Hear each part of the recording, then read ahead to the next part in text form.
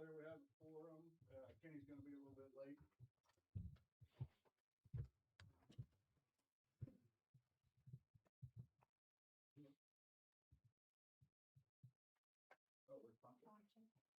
Punch is, yeah, taking his wife to surgery. It's a emergency thing. Because up until yesterday morning, he was planning on being here.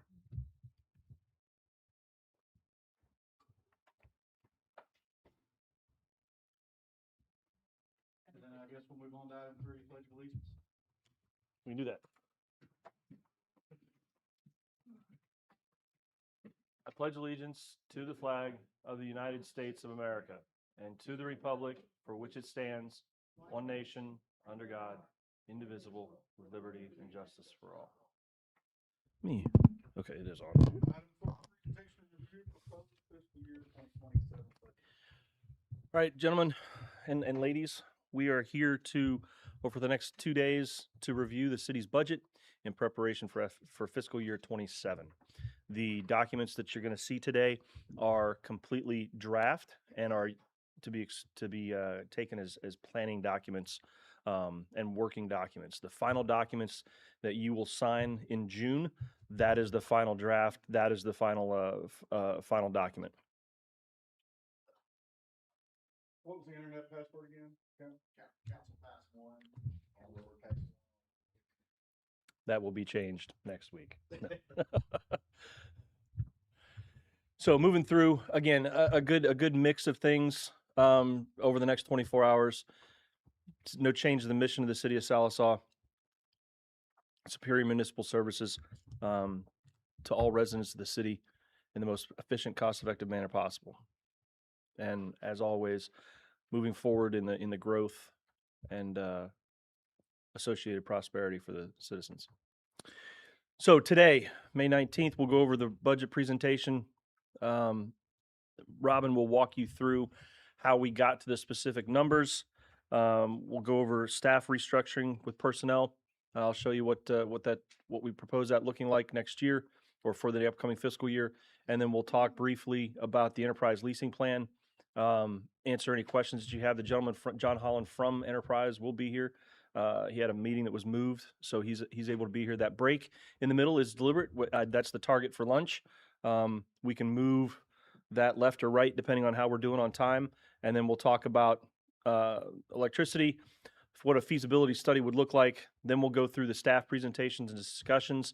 And again, the goal for this year, just as last year, is to present you all of the things that were requested, all of the items, talk through those in terms of requirements, resources, and risk, and then present you with our recommended priority or our recommended course of action in how we move forward with some capital improvement funding, and then we're done for today.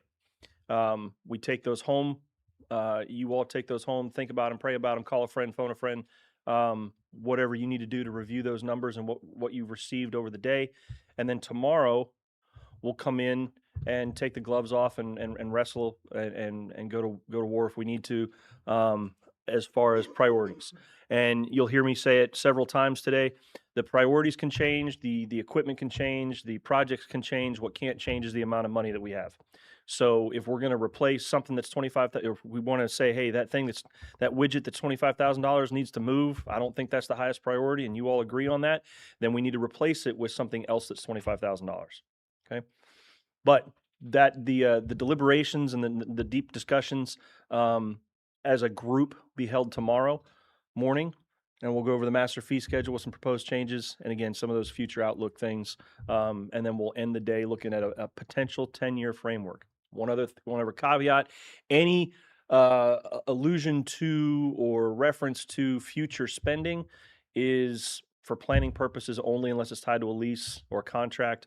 But so a lot of that 10-year framework is just that. It's in quotes. It's a framework. It's a planning document. It is not meant to obligate future year funds.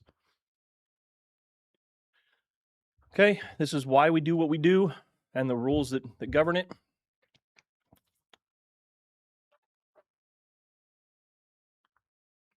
This is where we are. June 8th is the target for approval. And actually June 30th wouldn't be the deadline. It'd be June 23rd, 7 days prior to the beginning of the budget year, right? So that's my fault. I didn't catch that, the last one. But the smiley face is where we are for the next 2 days. That's just the following. Yeah. But we have to submit it no later than June 23rd. Okay. So recap. This is one of the.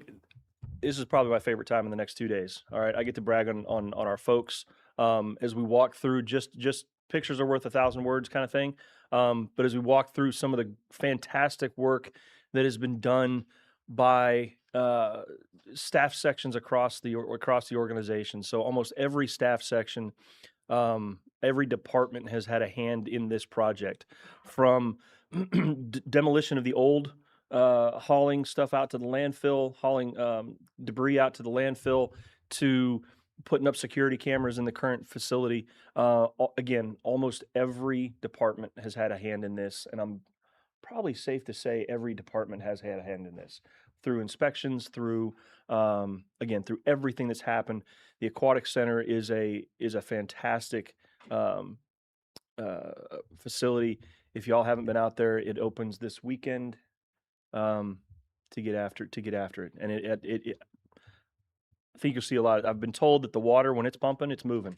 So no going down face first, or you're gonna get there before your britches do. Okay. So what we've done over the last year, responding to various Mother Nature related challenges. I see the Boys and Girls Club and the evacuation. I can tell you during that evacuation, you see everybody in yellow that stands out pretty easily. There were fire trucks that showed up later, but it was and I personally, I really don't know why. It's probably something personal, but I just can't stand the phrase "all hands on deck." But that was an all hands on deck situation, where it was who's available, who can get here with what, and help move kids out of that. And this guy right here, he's not shorter. There's just a step down in front of the in front of the thing that it got a little deeper there. Obviously, and then responding to storms. I mean, shoot, we had mutual aid, we had Department of Corrections guys. Those are the orange suited guys out there helping us remove debris. Parks, streets doing a lion's share of the debris removal, and obviously the electric crew out there that night working through the next 24 hours actually to get power. I just want to highlight the fact that your electric department, we had power back on. We had primary power back on within 24 hours. And I'll use everybody in quotes because there were onesies and twosies, but everybody had power back on within 36 hours. The state standard is the first 72s on you. So everybody had electricity within 36 hours after an event that should have taken 3 days, or could have taken 3 days. Let me put it that way.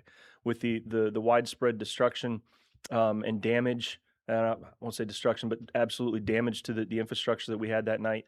The guys worked long and hard to fix that and to get things running. And again, while you see an electric crew out there, it wasn't just electric. We had internet backup just as fast. So every pole that comes down includes everything all those wires. So all those crews were out working through the night to get those services restored. And obviously, during the snow event that we had this year, you see in the upper right of those three, that's the new plow and the salt spreader that allowed us to double our coverage and our ability to get after snow removal in the city. So again, through all three of those, and there was a storm in July that we didn't take pictures of, just a water event, a flooding event. That was the upper left-hand corner was July, the storm obviously, and then the snow over the winter. But again, every crew out there working, your city services on display. Okay, so a little bit of the fun we had last year, added a stick ball pole to the sports complex in partnership with Cherokee Nation. Again, electric crew out there helping parks to get that thing up. Added kayaks and paddle boards out at Brushy Lake. Those are available and open to rent in partnership with Rent Fund. And then a programmable Christmas tree upgrade from our previous offering, but that'll entertain us for years to come, and we'll move that over to the primary location next year. We are still growing. And as the previous mayor liked to say, that the growing pains are just that. Some of the pains can be painful as we move into it. One of those pains is the second bullet. Sales taxes overall stable. That's not necessarily a good thing, but it's not necessarily a bad thing. Not all areas are growing. That's why I say not. It's overall stable. You'll hear some of the specifics here coming up, but we are losing in some areas and gaining in some areas. It evens out. It has evened out. Let me put it that way. So that's where we thought that was going to be a much more steep increase. It's leveled off pretty substantially. Okay. We have increased staff requirements serving the public. Phones don't stop ringing, and you see some of those inquiries. Infrastructure continues to be a it's not an issue. It's a good problem to have. That our growth requires new, but deferred maintenance is coming calling. Some of those bills that have been kicked down the can or kicked down the road, some of those cans have been kicked down the road for honestly decades, and you'll hear some about that this afternoon. Some of those are coming due where your deferred maintenance can no longer be maintained because parts aren't made. They have to be custom made, or no one is flat out making them anymore. We have to replace the piece of equipment, the widget, the electrical line. That's a bad example, but the pump, it's just, we're running it. We're starting to run into that, and you're starting to see that around the edges. Some of this deferred maintenance can't be deferred anymore, or the service is no longer available. Okay. Administrative tasks on top of code enforcement. We added the ADA compliance, so we are going to start working through the community, making sure we are in compliance with the ADA Act. Code enforcement keeps doing the Lord's work out there. CSR contacts are increasing, and then some of the other things, we're upgrading and maintaining our software. Some of our software is a little older. We're upgrading opportunities. We'll talk about a customer portal today. Our billing software is going to be changing out as Cassell upgrades its methodology, and it's all lumped into that category of change. And then the cost of holding what we've got or holding what we have is going up. The price of nothing is going down. So when we say holding what we've got, just maintaining, if we didn't do anything different, nothing, costs are still going up. It costs us more to provide service. You see there, equipment's not getting any cheaper, materials not getting any cheaper, and you'll see today that people aren't getting any cheaper. And it's a challenge that we have this year, and we've had several years in a row. But we are making progress. And as of, again, when we put this together was May 11th. These are all the projects that we are either currently undertaking or are in the throes of completion. Contrary to social media, we are still receiving a skate park. In fact, we hope to break ground sometime the first week of June on the new skate park. We have a meeting next week with the contractor, just a pre-deployment meeting, if you will, to sit down and go over specifics on site.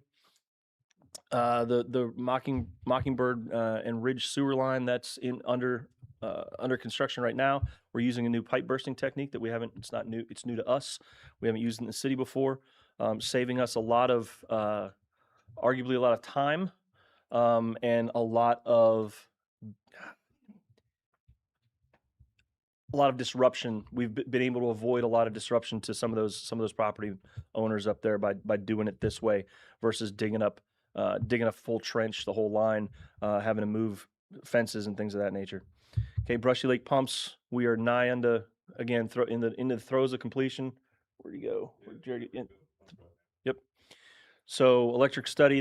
They're putting they're crossing the T's and dotting the I's on that one. That is not for a substation. That's completely different. Basically, showing us how to, and correct me if I'm wrong, guys. Basically, how to customize our system. The settings that our system's currently operating under are OEM settings, and this will help us customize it to the way we have it deployed in our needs. Okay, you see that the contrary to social media, the lagoon liner is not $1.8 million. It is actually $249, I think, is what we settled on for the bid. Wastewater treatment plant design has been let, and that is an ongoing process. Landfill, you'll hear a lot about that today. And then the animal shelter expansion. Remember, we had a building donated to us. We've got not the foundation, excuse me. We've got the pad laid, and now we're working on getting the foundation in, getting the cement slab in, so that we can put the building up. And you'll hear a little bit more about that today as well. All right, on the private side, Millicent, always evolving. They're in a lull right now, and they'll tell you that. So I'm not talking out of school or out of class rather, but they will tell you that they are evolving as they move through some challenges over there with the Commerce Department, basically. The hatchery, they moved Aviagen bought the old marijuana, that brand new marijuana plant out there by the Rhodes property on the other side of the airport. Never had one marijuana plant in it, and now it's going to have chickens in it, or excuse me, eggs, because it's not even a hatchery. It's a what are they calling it, George? The Midwest. Egg Depot for the Western United States. There you go. So again, expansion. Holiday Inn Express. We actually have a meeting with them sometime next week. George, is that correct? The Holiday Inn Express folks next week. We're going to meet with them on the 29th. Okay. Cherokee Nation Early Childhood Development. That should be open here in the next 30 to 60 days, but we've been hearing that for the last 30 to 60 months. No, just kidding. Elman Locust Housing. You've seen Austin Kerrigan's homes going up. Housing development, Lee Creek Estates. You'll see pictures of that. That continues to expand. Prairie Skies. Those folks are building out the spaces in Prairie Skies. Saw the Saucy Rooster open. Black Diamond Deli opens this Friday. They did a soft opening. We're doing the ribbon cutting on Friday. Ribbon cutting is Friday at 11:30. Okay. It's really good. Go ahead and try it. Ollie's is open, downtown discounts store open downtown, and more are on the way. So what does this look like? The Millicent ribbon cutting. Millicent is expanding, even though they are in a lull. They are, they just put over $1 million roof on the building, so they're not resting on their laurels. You'll see the old picture versus the new picture in the middle. Aviagen, the skyline has changed, and then the construction has started out at that new egg depot. Lee Creek. If you look at the pictures on the left, that's what it was in late 24. That's what it looks like today with the several more homes, down the road being built. Early childhood development. And it was actually, and I'll poke a little bit, it was actually hard to go back and find a picture of local bank where it was just an open field. But that's what it looks like on the right-hand side. Again, the new homes going up out in Prairie Skies. I haven't been in them, but from the outside, they look fantastic from the outside. And these are the homes that they're building out the current Prairie Sky phase 1, if you will. They'll start working on phase 2 after this is over, but they've got to get these done to satisfy some of their state loan requirements. We've already started phase 2 and phase 3 development on that. Yeah. So they platted it. Working on the planning of it Yeah. right now, and the infrastructure is in engineering. So again, not sitting idly by. And this was completely by accident. These are two different streets on the left-hand side. I didn't realize until I got back to the office that they're in exactly the same order, exactly the same colors as what it was. But those are Elman Locust, two different streets, not different phases of construction. But those are the brand new ones that they're putting up. And those folk, and honestly, there was a lot of apprehension at the beginning. Nobody's going to live in those houses. Nobody's going to want those houses. They are rented almost within weeks of being completed. They had folks in them. Yeah. Ollie's, again, what it used to look like. The new auditorium, MMA just had a tournament last weekend. The Miss Diamond Days competition was out there this year. So Mr. Crow has done a fantastic job renovating that. If you haven't been in there, it's becoming a destination and an event center, if you will. Saucy Rooster. George, have you heard anything about Ollie's? Are they doing okay? Pleased with? I've not heard an update on them, but I've got some foot traffic information pulled up right now. Since we're on the subject, I would expect next month for an agreement for another business in the Eastgate Shopping Center to go before both Planning Commission and the City Council. We're working on that as we speak. Continue to build that out. I see Billiards Place closed. Did it? I saw that on something, and then a new one's opening up on 59 North in a month or two. I just, you believe everything you see on Facebook, so that's, that's where I saw it. So. Abraham Lincoln did warn us about that. So again, some of the new the growth going in downtown, the rejuvenation going on, the custom granite place, the Black Diamond Deli, we mentioned that already. Major purchases and projects from last year are ongoing.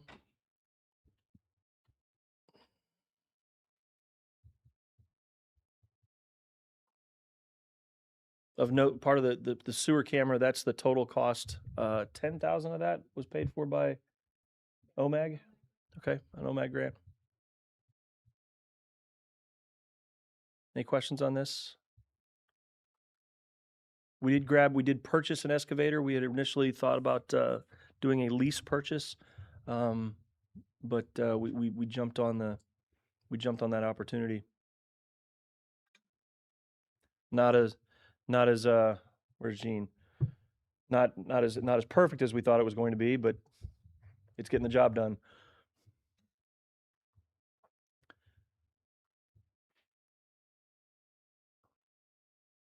And these are a lot of things like the Drake Prairie sewer extension that wound up in July of last year.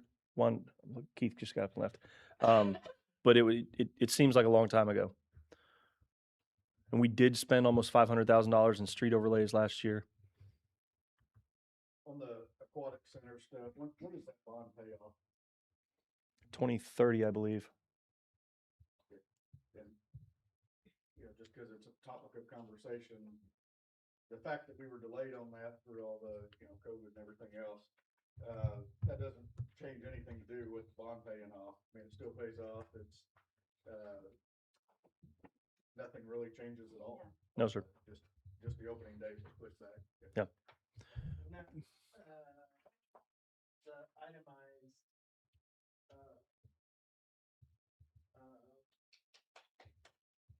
interest and, principal payment, that was included in the list in the back, wasn't it, the aquatics and skate park? In the bonds, Yeah. yes.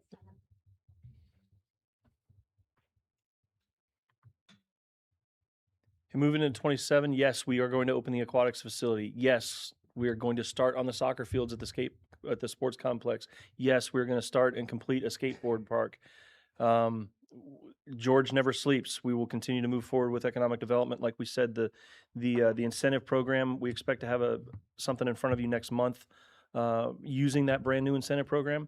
And honestly, as that's a successful proof of principle, we expect to see more folks take advantage of it. The hotel is not a dead plan or dead idea, but we're moving forward. The comprehensive master plan, we just received a draft, almost a complete draft yesterday. George, is that right?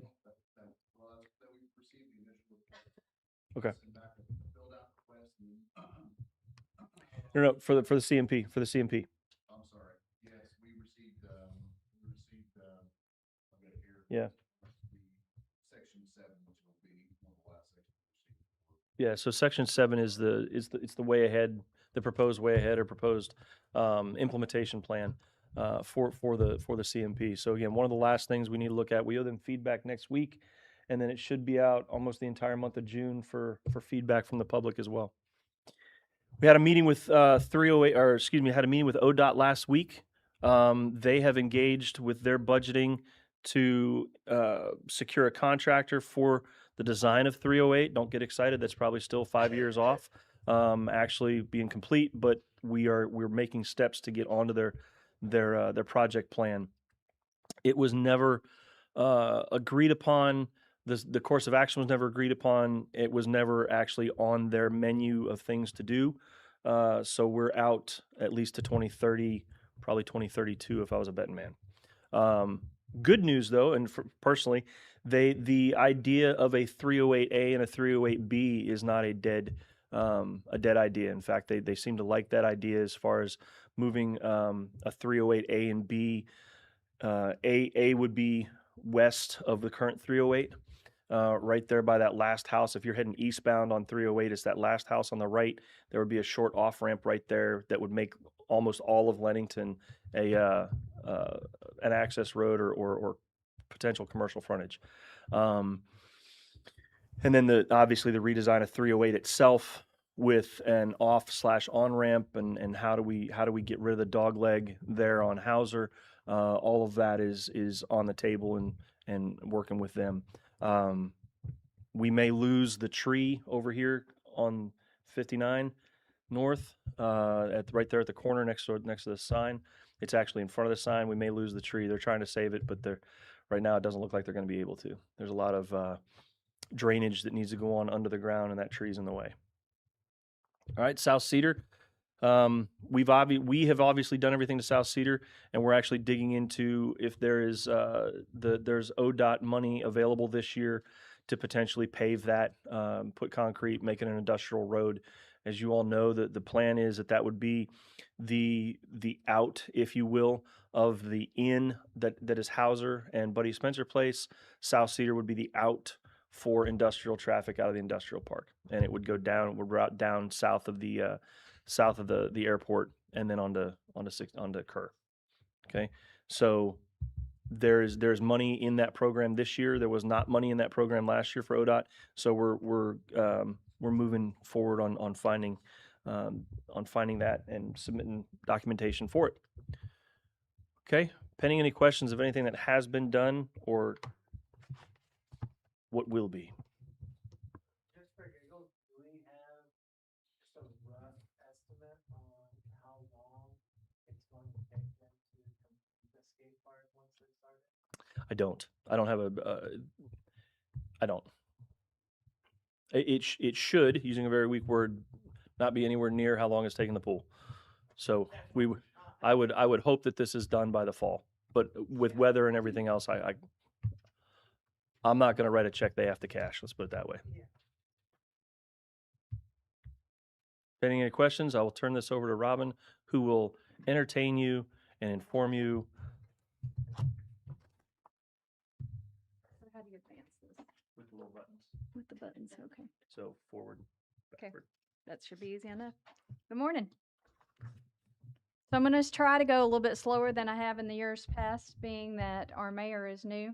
I did meet with him and kind of went over the current budget that we're in and the presentation from last year. So as you guys know, this presentation doesn't change much. We kind of leave it the same, and basically the only thing that changes in it is the numbers, just because of the change in council members over the years. I want to start off first of all with giving a huge shout out to my staff, even though Kaylee's the only one here. I have an excellent finance team, and if it wasn't for them, my job would be so much harder. But they handle all the day-to-day functions. If you don't know, finance is the fix-all, end-all for everything, for all accountability for the city. And they make my job so much easier, being able to focus on the big projects, budgets, audits, and those types of things by handling all the day-to-day activities and making sure everything's done correctly and accurately. So starting off here, we'll get into what makes up the budget pieces of the fiscal year 2027 budget. As most of y'all know, it consists of anticipated revenues and planned request appropriations, purchases in the capital improvement fund, hopefully soccer fields, of course the skateboard park, continuing the landfill expansion process, lift station rehab of number 3, employee salary and benefits, animal shelter expansion, airport fuel farm design, the radar system upgrade for Elm and Cherokee. Right now we have in the Maple Pinto Badger water loop for monetary purposes. That will be up to you guys to decide what we actually spend the bulk of the money on. Booster pump replace and upgrades for Richland Estates. So the types of revenue that the general fund produces is mainly sales tax and use tax. We do get some tobacco, and then the hotel and motel tax, which is transferred straight to the youth and rec fund for youth-related activities. We receive a little bit of gross receipts tax, gas, cable, electric, telephone, permits and licensing, municipal court fines, a little bit of interest we receive, pool revenue, sale of property and equipment, refunds, of course, the transfers into the general fund from SMA, and the balance forward amounts. As far as what makes up the expenditures in the general fund, salaries and benefits, all the insurance and liabilities, the daily operations, supplies, equipment maintenance, vehicle maintenance, facility maintenance, all the software cost, the sports complex, Brushy Lake Parks, all the transfers out of the sales and use tax, and the transfers out for any of the nonprofits.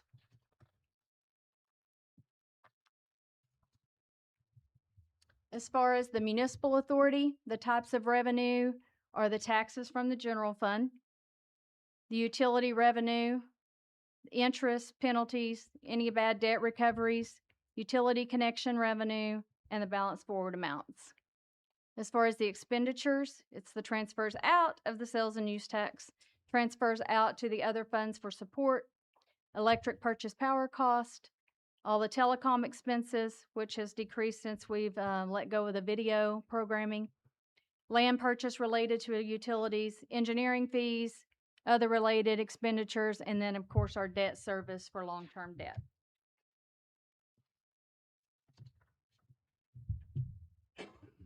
So across all the funds, not just general fund, this is our major revenue sources. So you'll see electric there is at 37.32%. Sales tax is at 22.76%.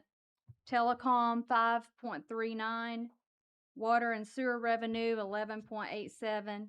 And landfill and sanitation combined make up 10.94% of our major revenue sources. As far as our major expenditure categories across all funds, purchase power cost is sitting at 20.67. Salaries and benefits is at 38%. Daily operations around 22%.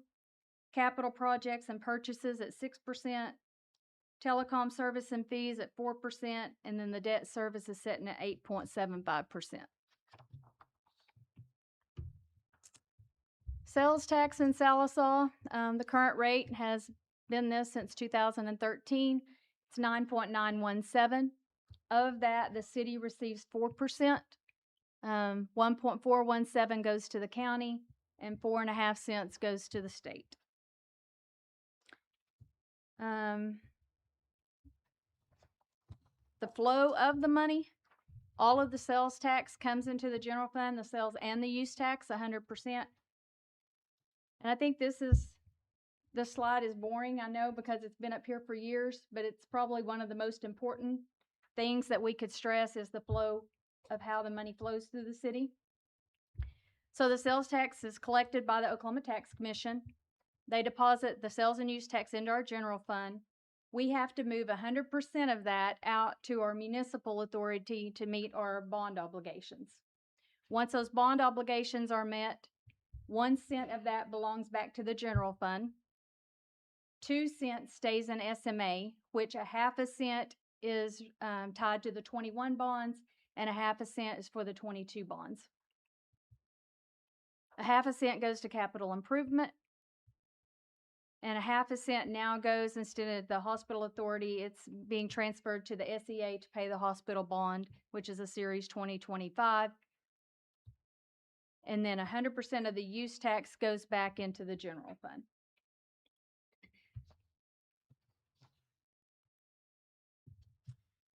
So our sales and use tax, as Brian said earlier, is remaining stable. I was very conservative last year, or the current year that we're in, when I did budget, with the anticipation of those exceeding, and I'm glad that I was very conservative, because with sales tax right now, we're meeting about maybe 1% higher than what I had budgeted, and normally that's a bigger cushion than that. Use tax is under what we had budgeted, and hotel and motel is under what we normally anticipated it to be. So going back in these numbers, they really don't look like the prior year numbers where, you know, we have some anticipated increases. I've been really conservative with the numbers this year, not knowing what we will do. But we really hope to see growth, and that would come in a lot higher than what I have anticipated. This chart right here just shows numbers through fiscal year 25. 8,192,971, and through May of the current year, which is not on this slide, we are sitting at 7.5 million. So for fiscal year 27, I've estimated sales tax to be 8.1 million, and this is an increase of only $25,000 from the prior year. Hotel motel tax, we're estimated to end the year hopefully with 125,000 for the current year, and 124 is what I've gone back with for fiscal year 27. These funds, as I said before, are receipted into the general fund, and then they're transferred out to the youth and rec fund for youth-related activities. And now we get into the fun part. So this slide right here is very busy. I went ahead and added some extra stuff over on the side, hoping I don't miss any of this. So I'm going to try to follow my notes here. If you have any questions, because I really want, even if you've been on the council for years, I really want you to understand this slide the most. I'm going to go ahead and put these up here. So what I have for fiscal year 27 estimated, the general fund budget is at 31 million. And what I'm trying to show on this slide here is how much the general fund can produce on its own without any assistance. So if you back out the sales and use tax of 9.1 million and the hotel motel tax of 124,000, of course, these are all my estimates for this year going forward.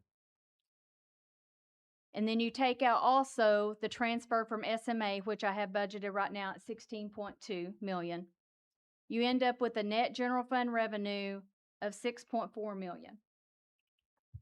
Then if you back out the sales and use tax coming from SMA as it comes back in, that's another 2 million and a 950,000 on use tax. The only revenue that the general fund produces on its own is right at 3.5 million. So then when you get down to the bottom on the right there where I've got the 16.2, that's how much I have estimated for our transfer from SMA into the general fund this year. So if you, out of the 16.2 there, 7 million of that is for proprietary departments. Those are the departments that make money. And 8.7 million there is for the non-proprietary departments. So that's 45% on the proprietary, and 55% of that is funding the non-proprietary departments. And out of that 8.7 that is left, or the 8.7 of the non-proprietary, 4.5 million of that funds the police and fire alone. So as you can see, if the general fund, if you didn't have the sales and use tax and the transfers coming in, and all the added others, just from fines and permits and just the things that it produces on its own, that 3.5 million there cannot even fund the public safety by itself. Clear as mud? So I've got the page number on here if you do want to look in your book, or if you just want to follow this. You know, looking back when we do the final numbers in the budget that you guys approve, these will be draft working documents like Brian is talking about, so you can't go back and compare the final budget to this presentation because the numbers will change. For fiscal year 27, this is the general fund revenue. I have estimated $9.4 million in taxes. That's a decrease from last year. Gross receipts, 147,000, fines and permits, 183, interest, 953,000. And the transfers in to be 21 million. So that makes up that 31 million number that I gave you on the slide before. And this is an overall change from last year of 3%.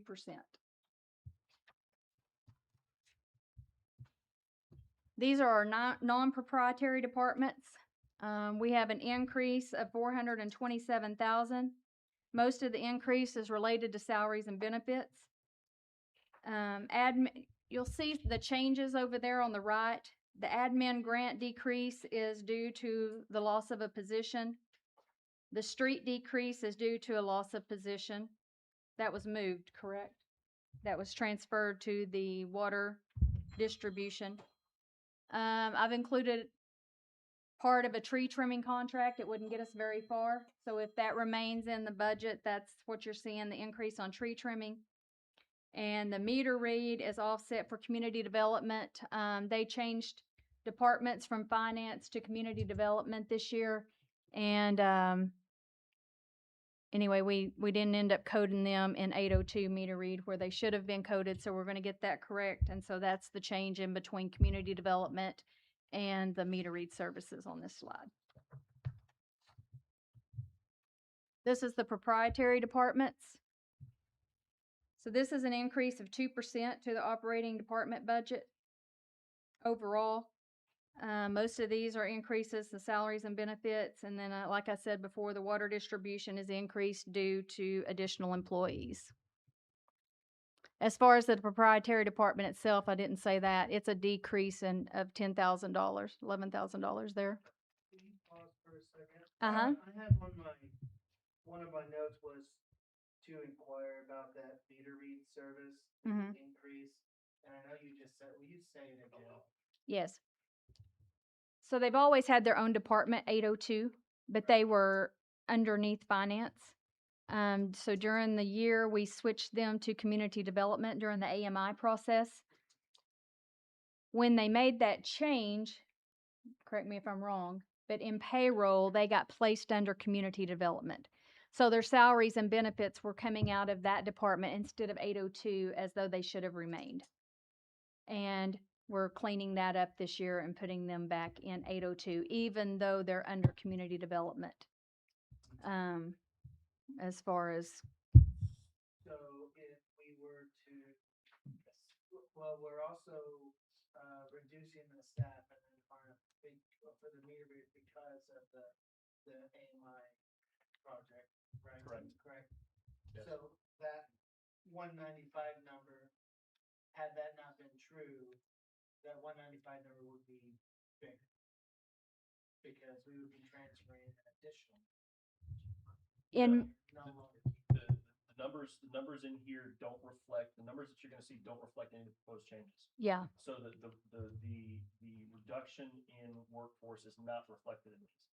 So the numbers that you're seeing there is absolutely, we moved them out of 802 over to community development, and we're gonna leave 802 as a functioning, we're not deleting the 802 paragraph number, we're just not gonna use it anymore. Yeah. But it's under community development now, so that's the change in the.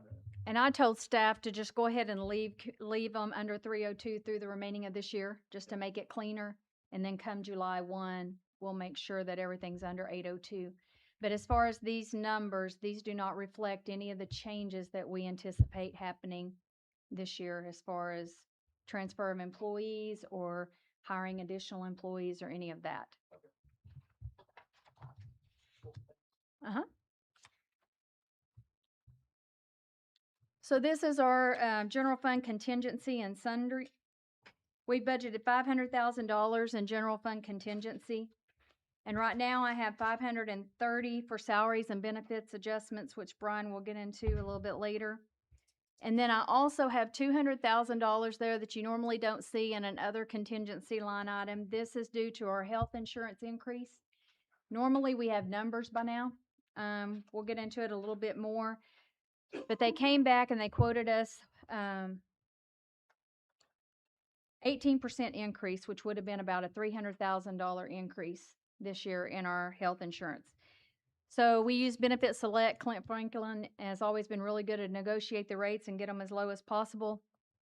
He came back the other day, gave us some rough numbers. It's looking like it's going to be about 13% instead of 18%. If that is where it falls, it will be about $240,000. I've waited every day to get these numbers so that we could detail them more in the retreat, but I don't have them. So we're looking at probably a $240,000 increase this year.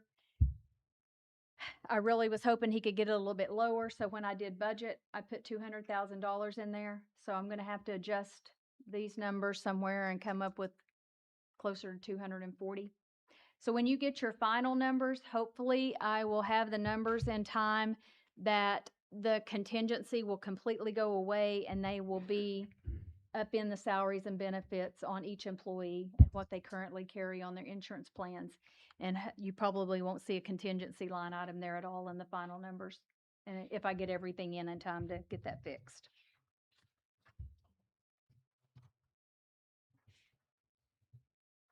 So this is the general fund transfers and contributions. They include 9.1 million transfer of sales and use tax. This is a decrease of 20,000. 124,000 transfer to the youth and rec that comes from the hotel motel tax. We have 150,000 to support groups, Chamber, SIC, Main Street, and Kai Boys. The Boys and Girls Club also receives contributions of $20,000, and I think they requested an increase, and I didn't get the letters until after I had already budgeted. I think they requested, wasn't it them that did an increase for 25? Yes. Y'all can talk that amongst yourselves if you want to increase that. I didn't have the letters during when I did this, so that's coming out of Youth and Rec Fund, but right now I do have that budgeted at 20, which is what they received last year. And then the total contingency, sundry, and transfers total 10.9 million, and that's an increase of about $500,000.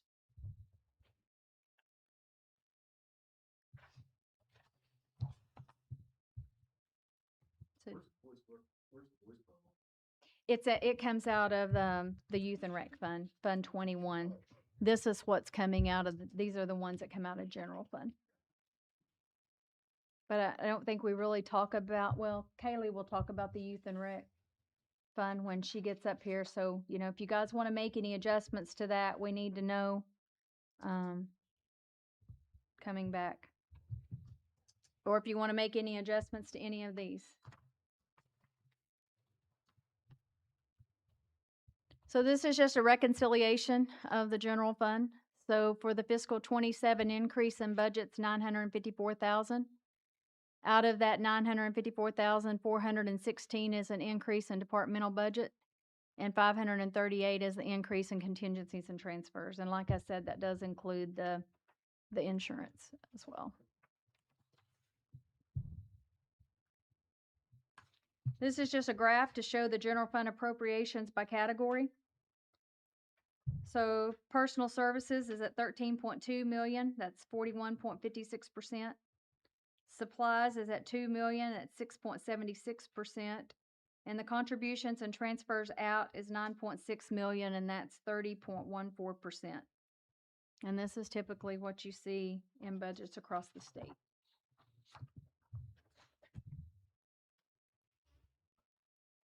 Do you want me to go on with this part of personnel? Yes.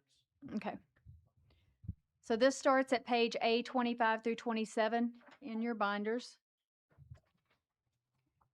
This chart is this is not showing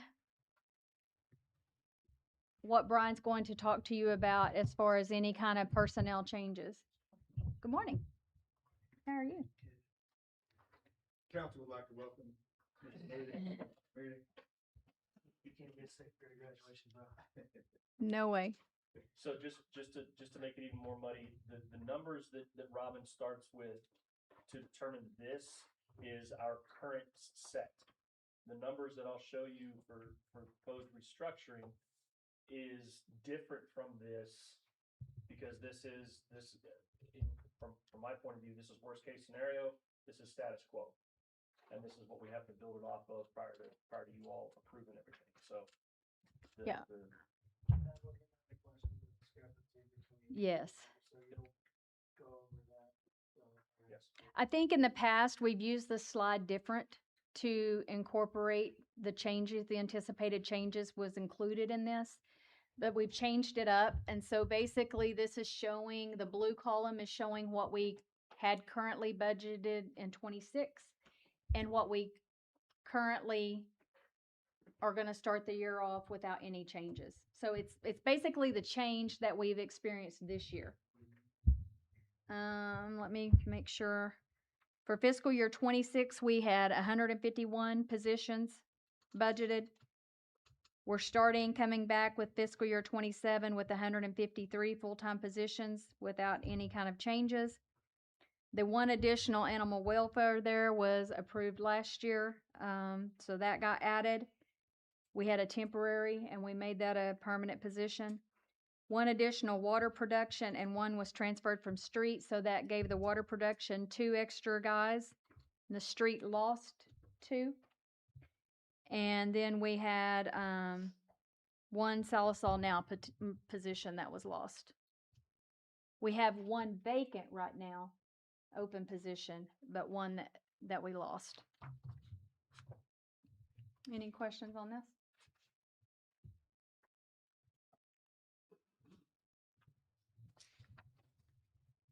So this is our personnel cost. It's an increase of $24,000 for salaries and benefits, and $297,000 will be reimbursed from grants. That's the Salisol Now grants. The reflection on here is a bit skewed. Every 11 to 12 years, the way the calendar falls with February, you'll have an extra pay period. So normally you have 26 pay periods when you get paid bi-weekly like we do. But in the year that we're currently in, we had 27, and that happens about every 11 to 12 years. This was that 11th year that happened. So we had an extra payroll.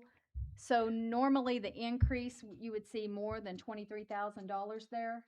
But with there being an extra payroll included, it's really less than that number, so that it really looks skewed. But this also reflects master plan adjustments made from the current year budget. We don't have our workers' comp numbers in yet. We're hoping those will remain flat. Like I said, on the insurance, looks like it's going to be a 13% adjustment made before the final budget.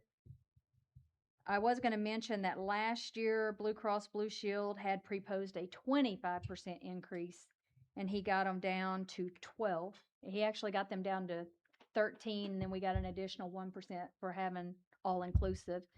But this year they came back with 18, and I think he was able to get them down to around 13. And of course, these numbers do not include the COLA or the pay adjustments that Brian's going to propose for the upcoming year. Can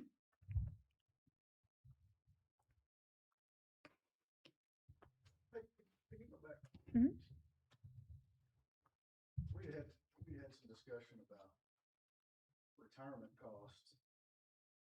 Is there a percentage of employees who are not on a retirement plan? I mean, obviously, part-time. We'll get into retirement here in just a minute, but no, everybody, there's 2 different plans. Is that what you're talking about? Well, I mean, the number that we've used in the past was about 17% was sent in for retirement benefits, and that number up there is nowhere near, that's half of that. Police and fire are on their own, Right, except for, but 896 of 822. yeah, this is just the city retirement. This does not include the police and fire. Even that would be 17%. Even if you had- And where did you get the 17%? Just in other discussions that we had, that retirement costs were around 17% was what we had discussed. Make a note, Kaylee, and we'll look at that. And it may pan out right once. Well, okay, so the full year is not on there, so that will be added to some anyway. Well, that's estimated actual. Yeah, what we currently have budgeted is 691. What I've estimated to end the year is at 672,000. And then I went back with 696 on my estimate for the new year. That's so scary. Oh, I'm on the wrong line. Sorry. Yeah, 919. Oh, Lord, yes. 922 and then 896 and then going back with 919. Yeah. Okay. These are the requested positions from the supervisors. There was a total of 7. 2 of those weren't asking for new people. They were reclasses. So Brian, this is included in the budget. The mechanic, a fleet maintenance, an additional person. and the water distribution, an extra person, and then the reclass of the 2 electric, to foreman and a crew leader. And those costs are $127,000, and these numbers are already reflected in the budget, but they are subject to change.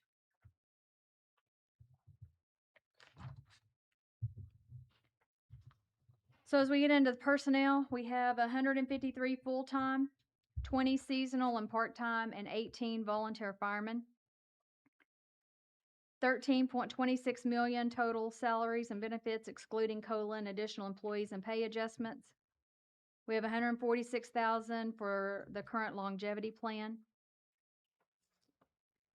That is an overall increase in salaries and benefits of 23,000.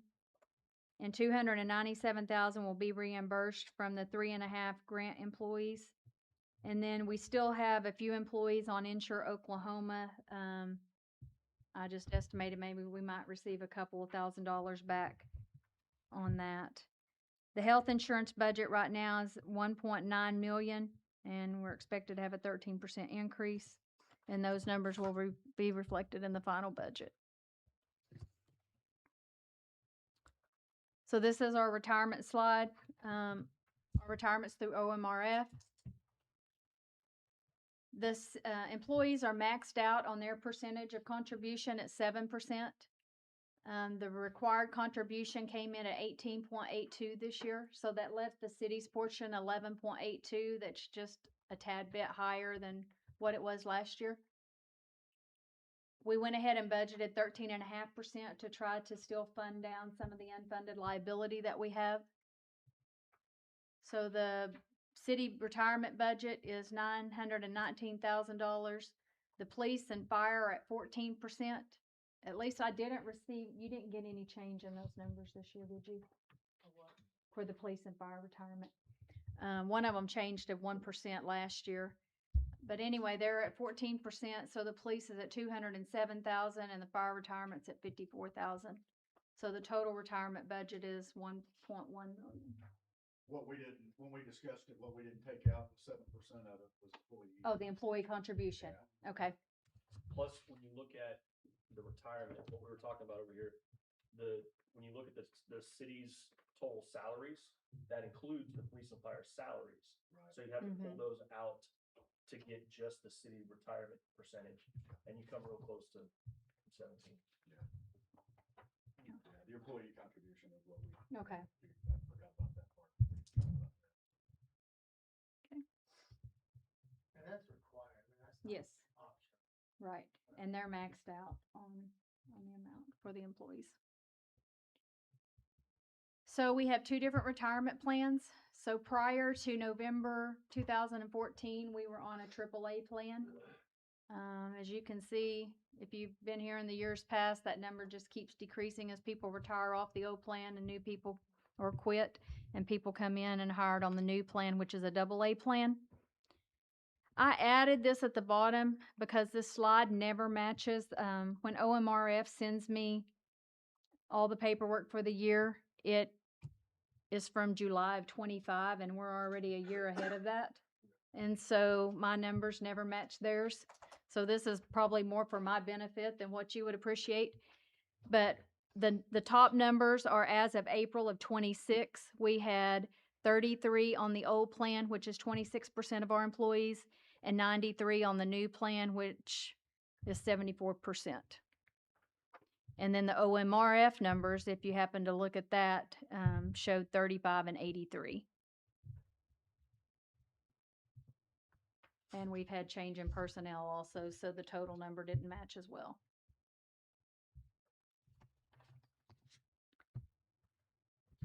So 69% of our employees have less than 10 years of experience. That number just keeps decreasing or increasing as far as the percentage. 16 employees with greater than 20 years of experience, and this is based off of the OMRF employee census. Kind of scary, in my opinion. So I don't know if you can read what the lines mean, but the green is our asset value, and that keeps increasing. The orange line is our unfunded liability. The red line is the retirees, and you can see the shift, the increase in the retirees since fiscal year '25. And then the blue line is active employees. So from 2020 to 2027, we've had an increase in an unfunded liability of $950,000. Of course, we went ahead and budgeted the 13.5 instead of the 11.82 to help try to reduce some of that unfunded liability. We have made headway, even though that is showing an increase. We have, when I did meet with Jody last, she was telling us, please try to keep contributing to that to get that number to stay as low as we can possibly keep it. But with a bunch of people falling off there, it took a little bit different turn. And just for clarity's sake, once you retire, you no longer get a check from the city. You're not getting a check from OKMRF. So the city doesn't continue to pay retirement for anybody. Once you retired, the city's Well, the city's The not writing a unfunded check. pension liability is affected by that though. Mm-hmm. Right, So we're paying it. but you're no longer getting a check from the city. So retirees are no longer being paid by the city, which is a misnomer that's out there. Just want to clarify if anybody had a question or somebody's challenged you on that. Your retirees do not get checks from the city. They get a check from the OKMRF, from the police retirement fund, or from the fire department retirement fund. We can take a break if you want. We've got just a few more slides to get through capital improvement, municipal authority. All morning. I can't do it. I've got a lot Hey, of man, you thoughts. just got. Okay. We talked.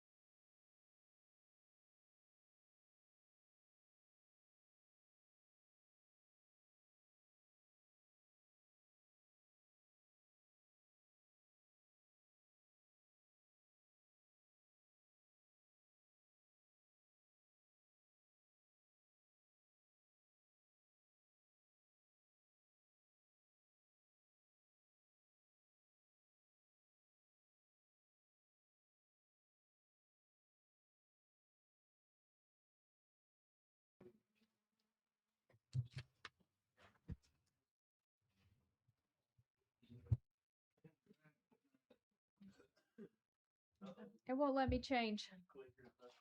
Oh, there we go. Okay, we're going to start back with the capital improvement fund. What typically makes up the capital improvement? It's items that we pay for that has a cost greater than $5,000 and has a useful life greater than 2 years. What it can be used for is equipment, vehicles, small infrastructure improvements, computers, land purchases, building improvements, lease purchase agreements for equipment, which we have several.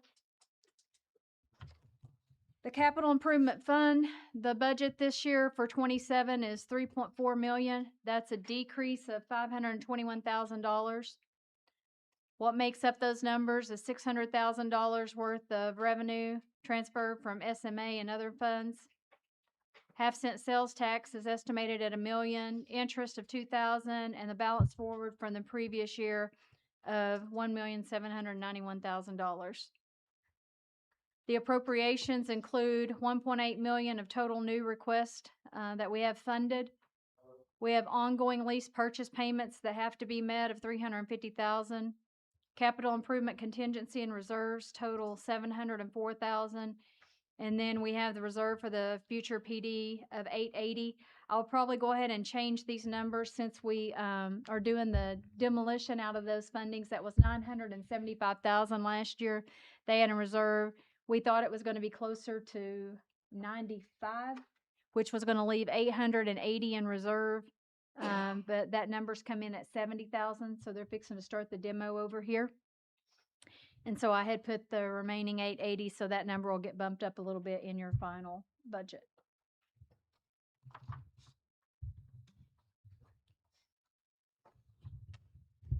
So this is kind of a breakdown of the appropriations. We have our ongoing lease purchases of $350,000. We have 2 police units and upfits funded in here for $148,000. Continue on the animal shelter building construction of $350,000. The booster pumps need to be replaced out at Richland Estates. $75,000 is budgeted for that. Right now, I have the $670,000, which was the last estimate to do the Maple Pinto Badger water loop. There's 4 vehicles on here, which you guys had the presentation from Enterprise the other day, so Brian's going to get more into that. But right now, we have these 4 vehicles funded. Contingencies and reserves, $704,000, and then, of course, the reserve for the PD. We don't have any proposed new lease purchases for this year. I went ahead and left this slide in there. This was the last layout that we had for the new PD. This was back in 24, and at that time, it was $350 a square foot, and the square footage of this was right at 8,000. So it was an estimated cost of 2.8 million. I have no idea what construction is costing now, but I'm sure it's way more than that. And whether that design would be what we use or where we go, I just thought I would leave it in here for.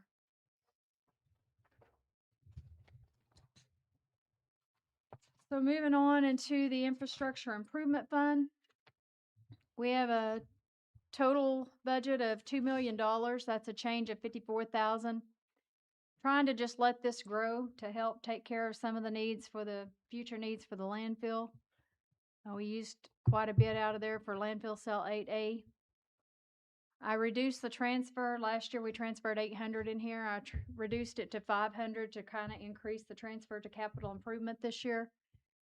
Interest is $1,000, and we're anticipating a carryover of maybe $1.5 million. What we have budgeted this year is $300,000 for landfill expansion. That's mainly going to involve the mitigation and trying to get that permitted. $65,000 for the lift station improvements, $25,000 for engineering, and then we left the $1.6 million in the reserve, just trying to build that back up. We had used quite a bit out of there on, I think, moving the lagoon, and then the landfill cell 8A and landfill cell 8 when we did that a few years back. So as far as our current and future capital needs, Of course, the landfill, looking forward from 27 to 29. We got to get the permit from the Corps of Engineers, the mitigation all done. Got to get started with the leachate lagoon pond, and then of course starting to build them new cells. I think the landfill cell 8A is going to get us through what, 3 years, and we're, just depends on how much tonnage we take in. Other equipment and projects beyond fiscal year 27 include a track hoe, compactor, haul truck, leachate handling. Other needs of the city include a drainage study and drainage rehabilitation needs, expansion of the animal shelters, and we mentioned continue sewer and water line upgrades and maintain other infrastructures as needed. Now we'll move on into the SMA budget. The items in there are utility revenues, transfers in and out of sales tax, bond payments, GRDA purchase power costs, and other utility-related expenses. So on page 40 to 47 in your books covers these. We have a estimated budget of 43 million. That's a decrease of 1.2 million from last fiscal year. Of course, the key elements again, we have estimated 9.1 in sales and use tax coming over from the general fund. Telecom revenue of 1.9 million, landfill sanitation 3.9, electric service at 3.3, water and sewer at 4.2, and an estimated balance forward of nearly 8 million.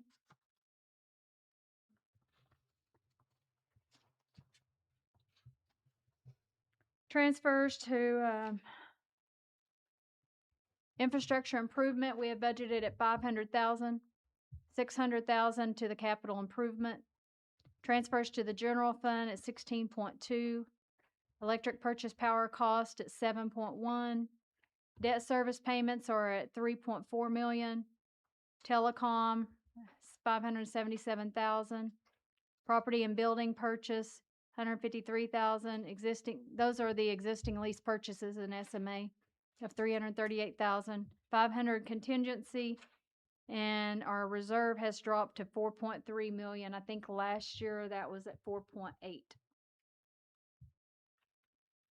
So the transfers there, the 1 cent to the general fund would be 2 million, half cent to the capital improvement would be 1 million, half cent to the hospital bond would be 1 million, and the use tax that goes to SEA and then all back to general fund is 950,000. So the total of the sales and use tax transfers is at 5 million.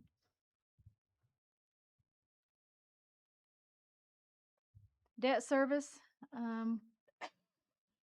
these are the ones from SMA, so this does not include the hospital series 2025. So 20 debt service is 655,000, 1.5 million for series 21, 862,000 for series 22, and the OWRB is at 350,000. And so our debt service for SMA budget is 8%.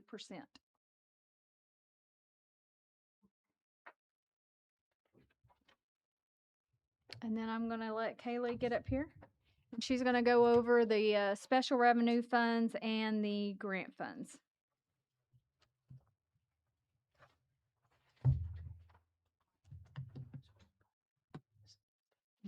Yeah. All right. Y'all still awake? Barely? Well, I'm not going to help.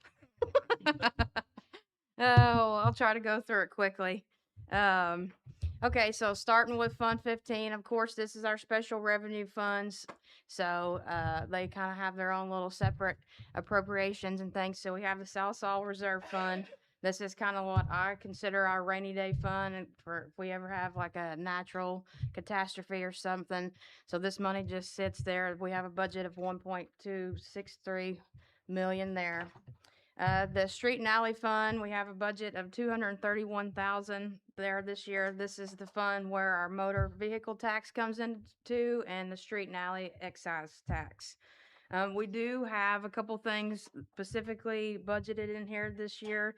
The radar system upgrade was requested for the M and Cherokee, and that's going to be approximately $138,000. So, and other than that, we just have funds set aside for any type of street improvements, or if we have any type of underpass maintenance repairs or anything like that.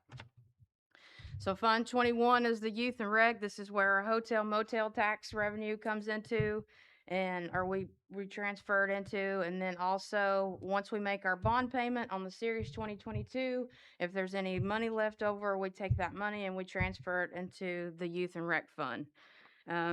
We do have, if I repeat what you've already heard, I'm sorry, it just kind of flows some things hand in hand with one another. But we've kind of hit a little hiccup with the soccer fields, but we do still have money set aside in this fund for our match with the soccer fields. We got the land water conservation grant where it's a 50-50 match. And so the money's there. We just got some kinks to work through with that, with the requirements on that. But hopefully the soccer fields will be completed and done in fiscal year 27. This is also in the youth and rec. This is where we donate to the Boys and Girls Club. As Robin mentioned, we have 20,000 budgeted. I guess their request came in at 25, so that is at y'all's discretion whether you want to go ahead and bump that up an extra 5,000 for them. Fund 22 is the fire department fund. This is where the county sales tax comes in. If any type of donations for the fire department comes into this fund, and so this money is set aside. We have $269,000 budgeted in this fund. We had a couple requests from them that we went ahead and decided to, or with y'all's approval, decided that would be a good idea to get out of this fund. One of them I'm really excited about personally is the turnout gear extractor that Drew requested. It'll be approximately $30,000 for this. This will allow them to be able to clean their gear better. It will be just with what he's said, this could be with the stuff that gets on their gear, it can be cancer causing. And I think this is really such a cool thing to be able to get to help with being able to try to prevent anything like that and be able to keep their gear a lot cleaner. So we'll try to go ahead and get that done. And then the engine bay lighting with the motion detector is also upon y'all's approval for $6,000 in this fund as well. All the other funds are just kind of set aside for whatever the fire department needs may be. Fund 23 is the police department fund. It's also kind of like a donation fund. Anything that, Cherokee Nation or Walmart, any type of training partnerships we have, what goes into this fund and set aside for whatever the police department might need, any tools or equipment that they might need in the future. Fund 25 is kind of the same thing as our police technology fund. This is a part of a fee that is incorporated out of our tickets that we write. And so same thing, any tools or equipment that the police department may need, they're able to use that small fund to be able to purchase stuff out of. 51 is the Library Trust Authority. This is just basically sitting in a CD for any capital outlay needs that in the future for the library. We are working towards getting new carpet, right? That's in the works. Okay, so that was something that was approved, and There are restrictions on that as well. yes, how the amount much? that can be spent. Yeah. Yes. Fund 60 is exactly what it is. It's meter fund deposits, basically. That's just money that's not ours that we have to give back or have to apply to the final bills. So that's just $193,000 budget, but that's what we expect to come in and what we expect to send out, basically. Fund 70 is the cemetery fund. This is any type of sales that we get for our lot sales, and basically we just the majority of this fund is just set back for whatever the future needs of the cemetery is. We haven't really, if you look and fallen in your book or whatever, we really haven't spent a whole lot in the cemetery this year, but we do have that set aside that if needs come up, then we have that money in the operating reserve. What would large expenditures be for a cemetery? So we're actually, and Les, help me out, how much the shades? You've already ordered those, right? Well, I forget what the cost was on that. But it was over $10,000, yeah? I have a estimated actual for the year for building improvements. Would that be building improvements? Yeah, that was $8,200. So, We have bought lawnmowers, weed eaters, you know, Track code. track hose, Okay. That was kind of my the question. I was bathrooms wondering that if are we out were there, running, or the if building, we I were mean, getting a just portion of Yeah. that back Roof to, repair. grounds maintenance. to less on the mowing and stuff. That's, I was curious. Oh, yeah.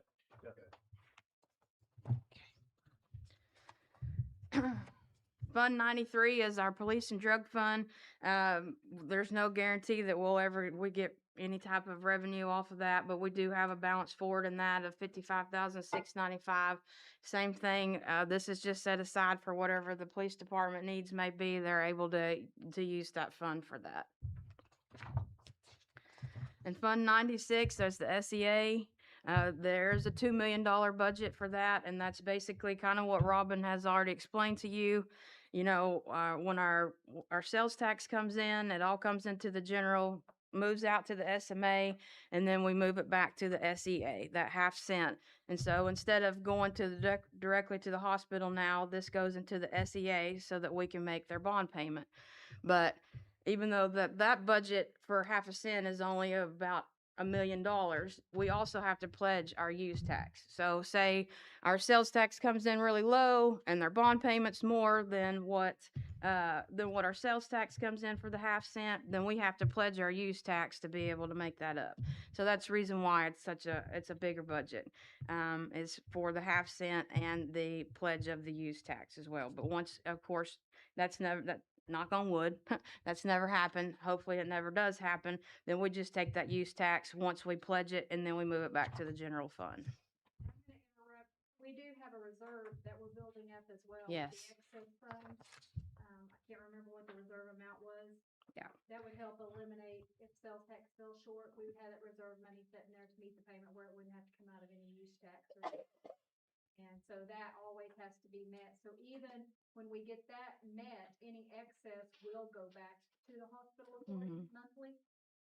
Unless we had to use some of that reserve, and then of course we would go back and build that reserve up before they would receive the proceeds.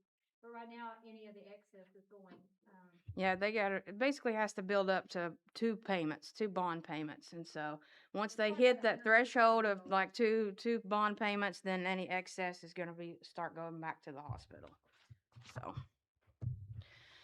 And then we just have a couple of the special revenue, grant funds. Let's see, let me get on my page over here. So we just have the FR Care grant. This is the last year of the FR Care grant. It is a $500,000 grant, and we just basically disperse those expenses through their wages and benefits, any type of trainings or travel that they have, and contractual. years are not updated. I'm just gonna see that. That's what- It's not 19 through 23. Oh, yes. It goes yeah. through 27. Yeah, it was 20. So whenever they received it again, it went 23 through 27. That CARE grant is ending this year in June of 26.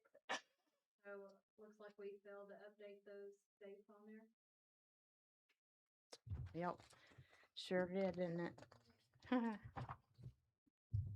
Okay, and 500 gallons. after this year, yeah, the grant will end. Years in 26 is- Like, yeah, It's a federal fiscal, it's federal. So it will end. It'll go through, it's like September 30th of 27. 27, yeah, Right. 27. Right. So this October. And then the last one is the FAA funding. The budget is $1,145,000 in it. We're currently still working on the runway rehab. We have all of that estimated expense for this year. More than likely, that probably isn't gonna happen. It's gonna fall into next fiscal year. But as far as the 1.1, we are working towards, applying for a grant. George, correct me if I'm wrong, get anything when I say this. We're applying for a grant for a fuel farm. If we do get the grant, then the project design will happen in the fall or the winter, and then we'll go out to bid in the spring. And that is a 10% match. And so out of the 1.1, we only have just a little over $100,000 match for that, and that'll get us a new fuel farm. city receives $150,000 every year in non-primary entitlement funds from the FAA. We get, thank you, 4 years, and that goes to capital improvement projects.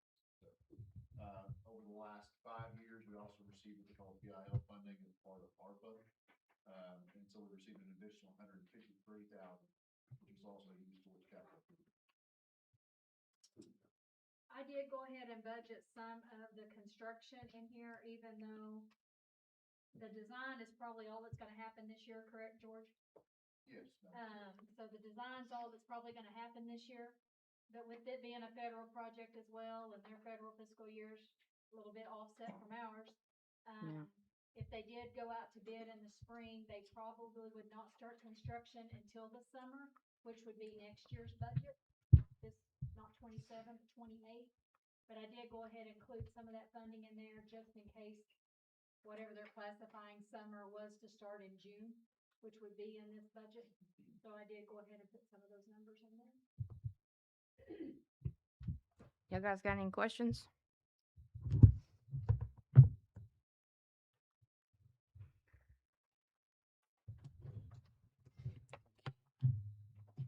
We'll just summarize this real fast, and I did fail to mention, a while ago, Brian wanted me to remind all of you all that the marijuana tax does not go into the youth and rec fund. It is in with the regular, I think this has kind of been a hot topic lately.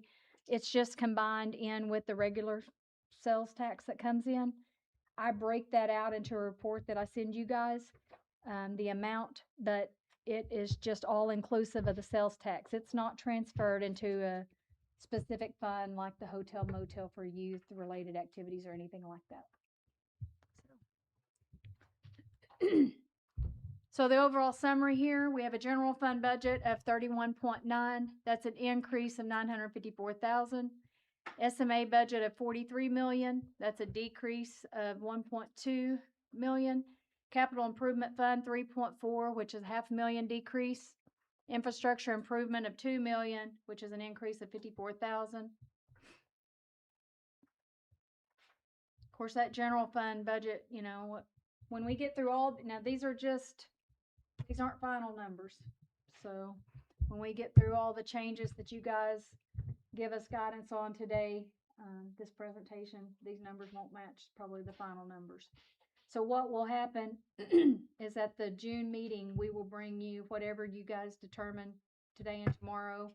We will bring you a memo. You guys are probably more familiar with this, but Marley will bring a memo and it'll tell you what pages in your book to replace. And what on that memo, it will detail every change that we have made from what is in the book today. And then that's what you guys will vote to approve June 8th, I believe is the meeting date. So, summary on our debt service is $655,000 for Series 2020, 1.5 for 21, 862 for 22, 350 for OWRB, which is 8%. And then, of course, we have our SCA debt payment for the hospital of $1 million. So our summary is just to continue to plan for future infrastructure improvement needed as the community grows and identify funding as needed. Continue to keep track of the GRDA expenses and the rate increases, including the PCA. Need for continuing revenue stream to build reserves for future infrastructure needs and improvement. Still measure how the full opening of the VA, are they full capacity now, George? They're ramping up. They're not full capacity yet, but they did pass their survey, and so over the next several months, you will see them continuing to ramp up. But just see how that will affect any growth in the community over the next 3 to 5 years. Continue to be fiscally responsible in how we utilize public funds for operations and capital improvement. Address the future landfill capital needs, continue to address aging infrastructure and equipment, and continue to build upon economic development efforts.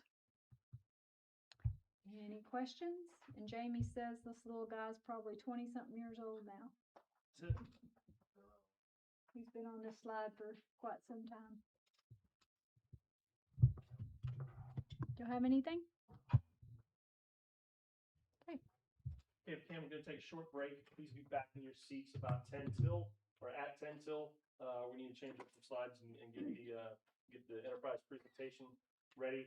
We'll go through the enterprise, plan detail, and then break for lunch.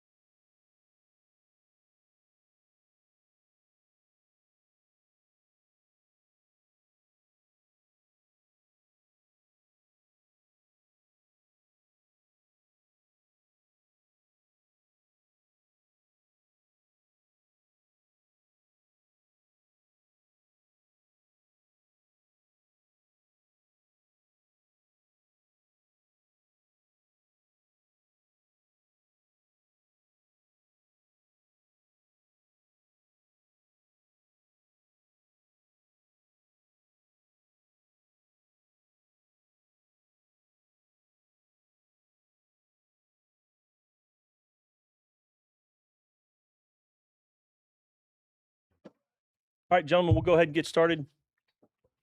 Ladies and gentlemen, sorry. For where an Oscar Mayer wiener. Let's go to slide 7, if you would, please. Okay, flip through. Okay. So we talked last council meeting about enterprise and the proposal to transition to a leased fleet.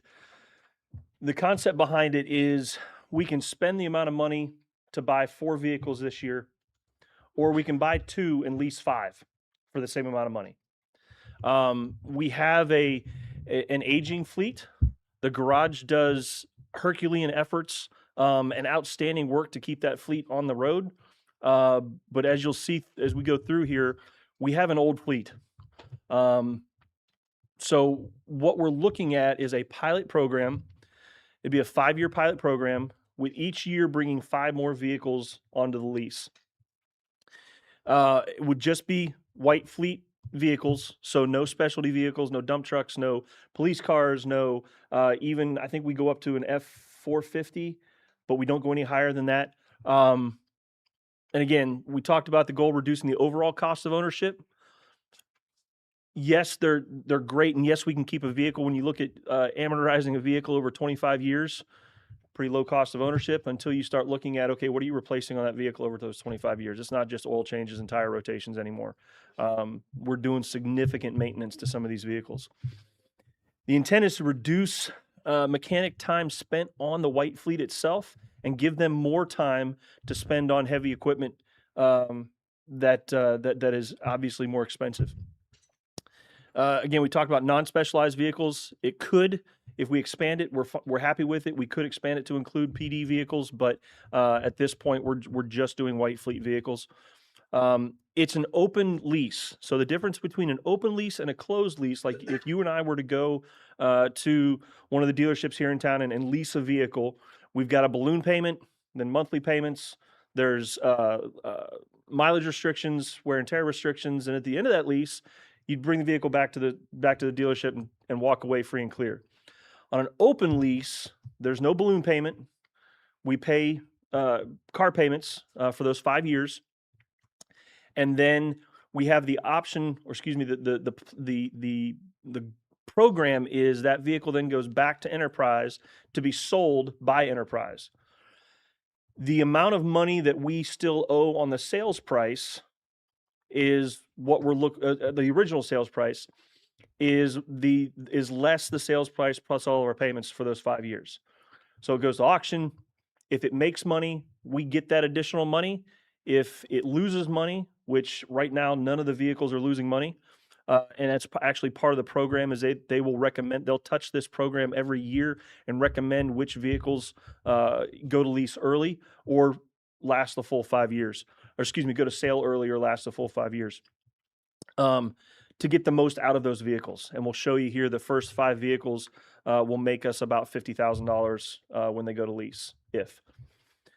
Okay, so the program, again, 5 vehicles every year. What our personal program would be, 5 years, 5 vehicles every 5 year, 5 vehicles every year for 5 years. So on year 5, yes, there would be 25 vehicles leased.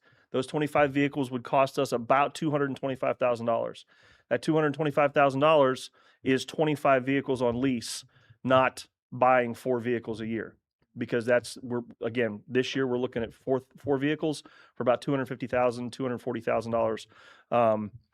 In year 5, we would have 25 vehicles under lease. Our cost to Enterprise would be the $225,000. Now year 6, that cost goes down because the first set of 5 vehicles has gone to auction, and we can take that revenue and put that back into the program. Okay, so where are the hard savings? If we're spending $200,000, $250,000 a year on vehicles to purchase vehicles, just to cycle through all of the vehicles we have in our white fleet, we're looking at buying about 5 vehicles a year. Our hard savings would be in those first 4 years, where I'm not spending $250,000. I'm spending $200,000. I'm only spending between $42,000 and $45,000 that first year 80,000 to 90,000 the second year. So whatever that is minus 220, that's the money I'm saving over those first 5 years. Now, if it's a bad idea, we don't like it anymore, council changes, hey, whatever conditions change, we don't want to do that anymore. How do we end it? We call up Enterprise and say, we're done. We don't want to enter into any more of the years. And with the vehicles we have, we can either maintain them through their leases or we can go directly to sale at that point. Now, obviously, the risk is if we owe more than the vehicle's worth, that'll be a problem. We would have to pay them that. And oh, by the way, we'd be out those vehicles. So we take, let's just say year 3, we don't want it anymore. We take those 10 vehicles we have, make a decision to either keep them on lease, go to sale now. We'd be out those 10 vehicles. So these are the 25 vehicles for the pilot program proposed. The ones highlighted are the first 5. This is a mix of newer, and I'll use that in quotes because the oldest vehicle we have in here was a 2017, or the youngest vehicle, excuse me, we have is a 2017. The average age of just these 25 vehicles is 19 years old. And again, the garage does a Herculean effort to keep these on the road. Obviously, some are easier than others, but again, we're looking to get rid of a 1986 square body. Now, that vehicle may not actually go away. There's a transfer, and Gene's got a very intricate transfer matrix. But bottom line is we would receive 5 vehicles, play the Plinko game, and 5 vehicles would go to auction this summer. Not necessarily those 5. I think the Impala would go to auction. I think right off the top of my head, I have to look at Gene. We'd have to go back and look at the matrix that he's got for it. But yeah. Okay. For this year, I know it's small, but you do have it in the packet that I sent you last week. We're looking at 2 compact trucks, 1 half-ton truck and 1 whole-ton truck. What that comes down to, and what that comes down to is our cost for these 5 would be approximately $42,000 a year. At the end of their lease, as of today, we send them to auction and we make about $58,000 off of all 5 of those vehicles. When I say make, that's the revenue that would come back. Obviously, we've spent money on those vehicles over those 5 years. But we're looking at 2 Ford Escapes, 1 F-150, 1 250, and possibly a 350. 1, 2, 3, 4. Yeah, 5 vehicles. Sorry. So there's an extra vehicle over here. There's a 3/4 ton that I forgot to call out.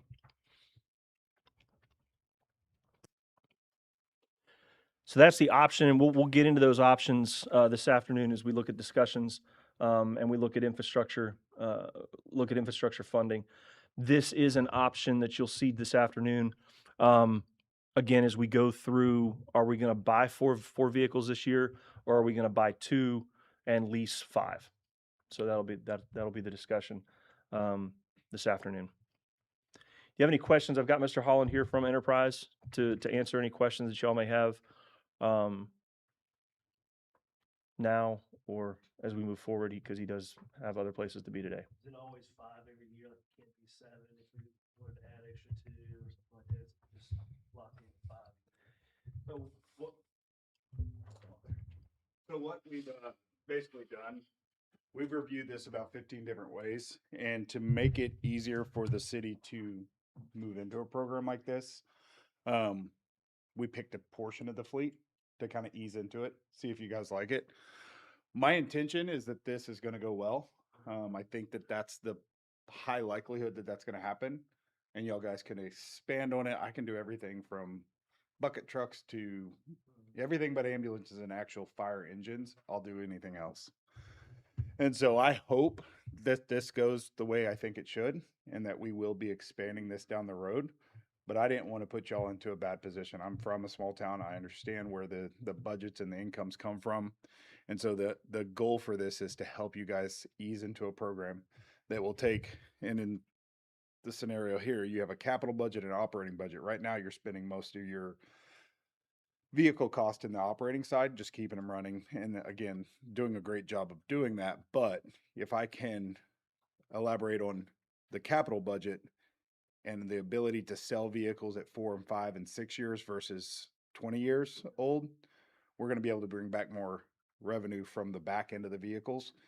And when he said we structured them in a way, we've structured these very conservative. And the difference between you and I going to buy a vehicle and what we're doing is that we're going out for government incentives. We're getting $8,000-9,000 off an F-150, where you and I may get $1,500 on a truck month. And so we're able to use government incentives to lower that upfront cost versus what the general public pays for it. And that's why the resale stays so much higher, because the market for these trucks are really well. The other thing he mentioned, the auction. So I'm going to talk a little bit about the financing. No mileage penalties, no wear and tear, no early terminations. You guys are the partner in this equity of the vehicle. So if I have a $40,000 vehicle, I write it down to a $10,000 balance. Over those 5 years, you only paid for 30 grand of that vehicle, which lowered your monthly payment, kept your costs low. But at the end, I think that vehicle is probably going to be worth 20 to 25. So we wrote it to a conservative measure so that you're in a good spot. So when we sell it for that 20, you'd get $10,000 of equity back. Anything above that at 25, I sell it for 25, you're getting $15,000 of equity. So anything over the reduced book value, you're getting back in the form of a check. We can roll it towards the next vehicles. So ongoing, these vehicle costs could go down a couple $100 a month over time. And so that's why people roll the equity into the next vehicles. But it's all an accounting thing for y'all's side. I don't want to tell you how to take the revenues back, but there's a lot of different ways we can do this. And that's why we call it open-ended. What interest rate, cap rate are y'all using internally? So it's fixed at the time of delivery, and it's 3-year T-bills plus 300 basis points. That's the Sourcewell contract. It's right in that 6-7 range right now, maybe 7.5. I'm sorry, I didn't mean to say 6-7 for those who have kids. I apologize. It's the worst thing that ever happened. I think it's right in that 7. I'd have to look it up. I haven't looked at it today, but it's fixed when the vehicle delivers. You would be fixed for the lease, and so your change, it doesn't balloon up or balloon down or have a varying interest rate. It's fixed for the time. Are there any other municipalities in Oklahoma that are using this program that's been successful for them? No. We have 42 cities in Oklahoma. In the last 24 months, we brought on about 35 of them. So it's becoming very popular. And Claremore probably said it the best. He said it took about 4 or 5 years, kind of like I tried to call, and our Poto and Carl Albert are on it. Wilburton's on it. So like cities around here, Eufaula is on it. But most of our cities are in that metro of Oklahoma City, because that's where we started branching out. I just went to council last week for the city of Moore. They're on it. Shawnee's on it. But what the mayor or the city manager at Claremore said was, I've been waiting for this to work, and we're finally to a place where vehicles cost so much that it's hard for us to replace them with the budgets that we have. So this is a better option. And that one started about 1.5 years ago, and we are now transitioning from the initial white fleet. Now we're starting PD starting June 1st, I think, is their council meeting to get that approved. So we're moving through it. So when I say it's progressing, it's obviously doing well enough that they're moving the rest of the fleet into it. And that was the intent with the pilot program, is to start with these 25 to either prove concept, provide a proof of concept either way. Either we like it and we want to expand it, or this is great for some folks, it's not great for us, we're out. And that's the intent of the 5-year plan, of the five-year plan, 5-year 5-vehicle plans. And to that resale point, we do not like to auction vehicles. We like to hand sell them directly to buyers. And if you can imagine a 5-year-old 50, 60, even 70,000 mile truck, how marketable that is to the general public. A Ford Escape with 60,000 miles on it, we're going to be able to sell that vehicle extremely well. And as a family-owned company, we sell about 1.3 million vehicles on the back end every single year. So we're really good at that. And that's what, if you wanted to know the truth behind Enterprise, we buy vehicles extremely well. We operate them as efficiently as possible. And our resale is really kind of where we differ from everything else that's possible, because of just the amount of buyers that we have that want our vehicles. What is the cost per year right now that we're spending on replacing vehicles, maintenance, and all that kind of stuff? So replacing vehicles changes dramatically year to year. So for instance, last year, we bought 2 PD vehicles last year and that was it. That we didn't buy vehicles last year. And this year we're proposing to buy 4. As far as per vehicle maintenance cost, it's all over the map. It really is. And it depends, excuse me, on the age of the vehicle, and year to year. It really does. Gene, do you have any ballpark? No, we never really averaged it. I mean, I know that I've got close to 450 to 400 for the whole city as a whole in maintenance. That's what I have to cover everything. So, and there's well over 300 pieces of equipment in the vehicle. My hopes for this part of the fleet is it's oil change and tire rotations, and they're pretty simple for him. You know, the 25 vehicles will just go in and out really quick. May need an oil change per year on some of them. But you won't be doing that, but the garage won't be doing that. I mean, they can We do could. it. Yeah, It depends. I mean, we could do it internally, or we could send it out to a dealership, an enterprise approved, maintenance If we do it internally, does Enterprise pay us for? these are your vehicles, so the maintenance and all that is on y'all. The insurance and all that is that's Well, y'all's what I'm vehicle. saying, why would we do it internally at our cost if we can take it to a dealership for free? Well, No, we can't take. it yeah. for So free. none of the maintenance costs have been built into this. We had the Oh, I thought Under- you said in the meeting the other. Sorry, day, I- this included all maintenance. it can. I can budget maintenance into this program. Uh, Some of these vehicles, the top ones are probably $25, $30 a month is what we could budget in the maintenance for. And the F-250s are going to be a little bit more depending if they're gas or diesel. So we can add in the maintenance, but this is just for the lease payments of the the- vehicle. Yeah, the $42,000 cost is just for the lease payments. If we're Yeah. gonna do maintenance, figure that in, it's probably closer to the $45,000 mark. If I could be candid, I would say that it's beneficial for budgeting, but we're talking oil change, maybe a couple oil changes a year on these vehicles. With bulk oil and stuff like that, it's probably just easier to run it through.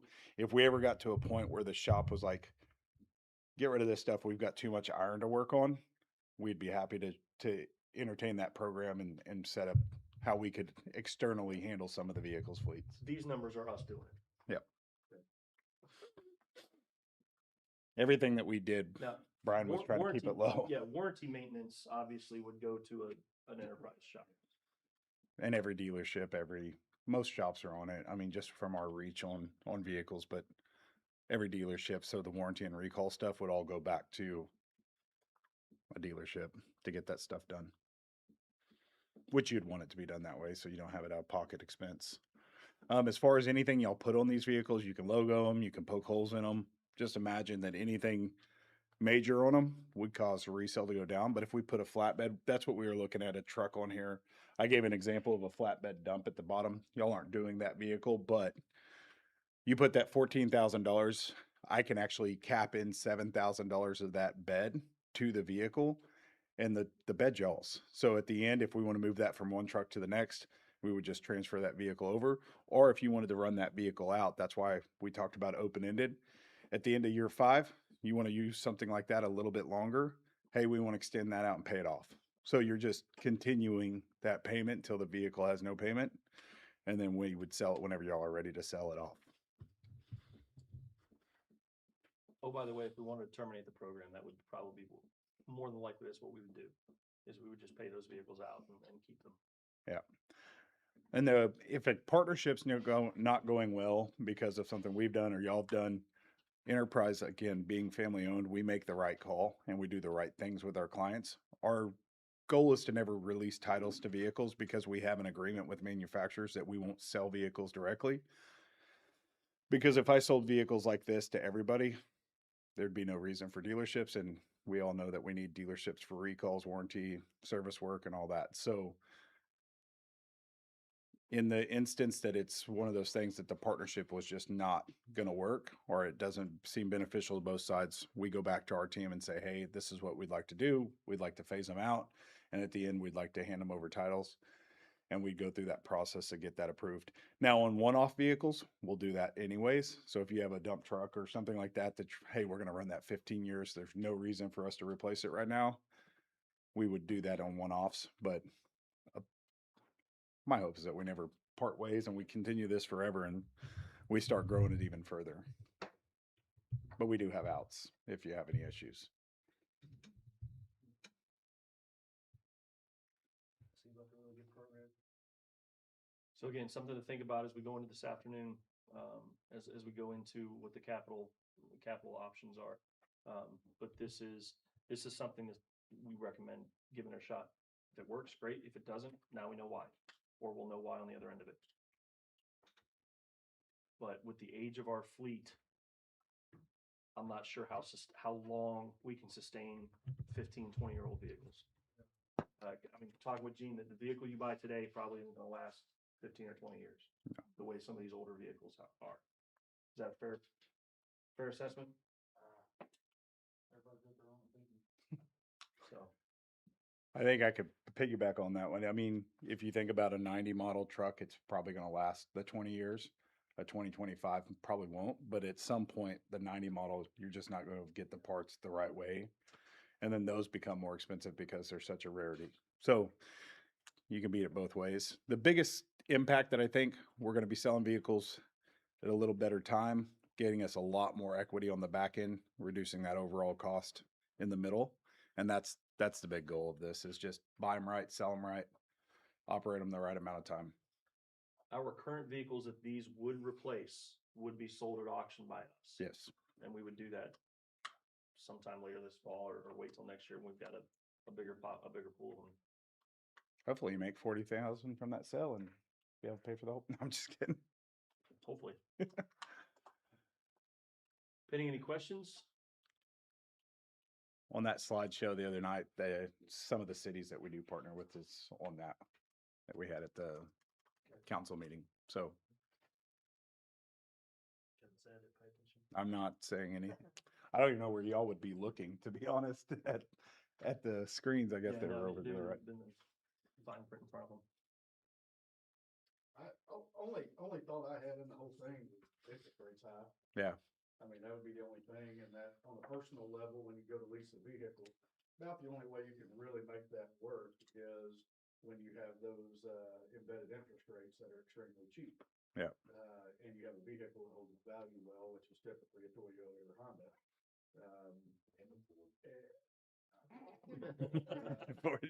So, you know, Some historically speaking, that would be the only thought that I would have, because if you're looking at $150,000 worth of vehicles there, and you start throwing in your interest rates and stuff, that's a bigger chunk than I think what, you know, it doesn't really spell that out here, but I think if you broke all that out, your interest rate cost is gonna be a lot higher than you realize. Now that's gonna change significantly. If we had done this during COVID, when your 3-year treasury rate was less than 1%. Yeah. Then your cap interest rate cost is below 4. That changes, you know, it's almost half, because you're gonna be above 8 probably now. We hit a new high on interest rates today for 19 years, so, you know, that would be my only thought. And you're talking about it like a dealership lease with the low interests. Yeah, but even in this world, that changes, just like you said. Yeah. If it's derived from the 3-year plus 300 basis points, 3-year plus 3%, some years that's gonna look a lot better than others. It's going to get better. The difference is a net lease at the end. If I'm not going to make the profits, because we do these for some drug task force and all that. If we don't make our profit where we need to make it on interest, and I'm just being candid, on the back end on a net lease, a close-in lease like a dealership would do, we get it back on the back end. So if I only made $1,500 in interest, but I really wanted to make $4,500, when you turn that vehicle in, there is a sure up of what we thought that vehicle should be worth versus what it is worth that we pull back from. I do not like those types of leases, because yes, they're attractive with the no payment, but you got 12,000 set miles and you got these penalties at the end of the lease. And that's where those traditionally offset the lower interest rate. They're like, hey, look at this, but it's really over here that's going to hit you. Ours is so transparent that at the end, we're telling you, hey, this is what that vehicle's worth. This is what you owe on it. What do you want to do? And our recommendation, if it's worth, you know, X amount of dollars over what you owe for it, will be replace it. But if it's, let's just say it's worth 15 and you owe 14, Now let's keep running that for a little bit longer. The market's not right. Where enterprise can offset our interest rate, let's just say because of the 3-year T-bills, and we had to separate ourselves from Enterprise Rent-A-Car at one point, become a sister company of the rental division because the debt to income ratios were so high that we had to separate to get lower interest funding. So we're backing it with our own funding, which is why we're using the treasury bills. But what we do is that resale at the end, if we're adding 10 to 15% in resale value at the end, that's offsetting some of that cost that we associated with our interest rates for our funding. So yeah, there's a lot to go goes into it, and that's very, very good information to have.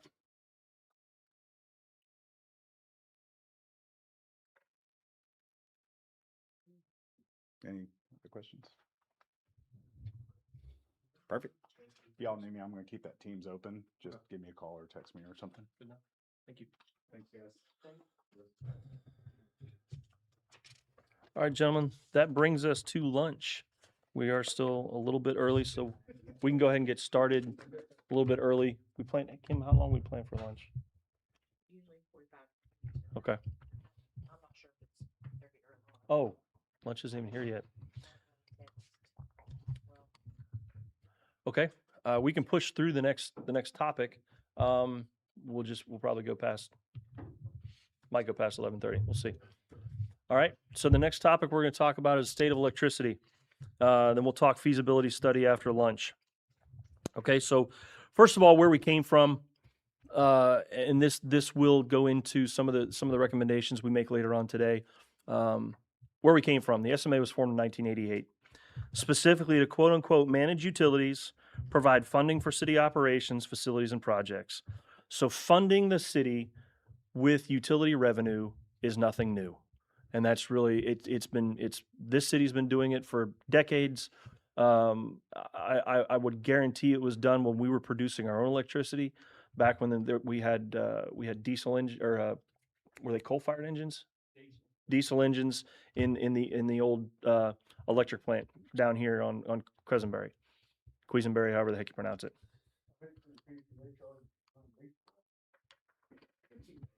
Yeah.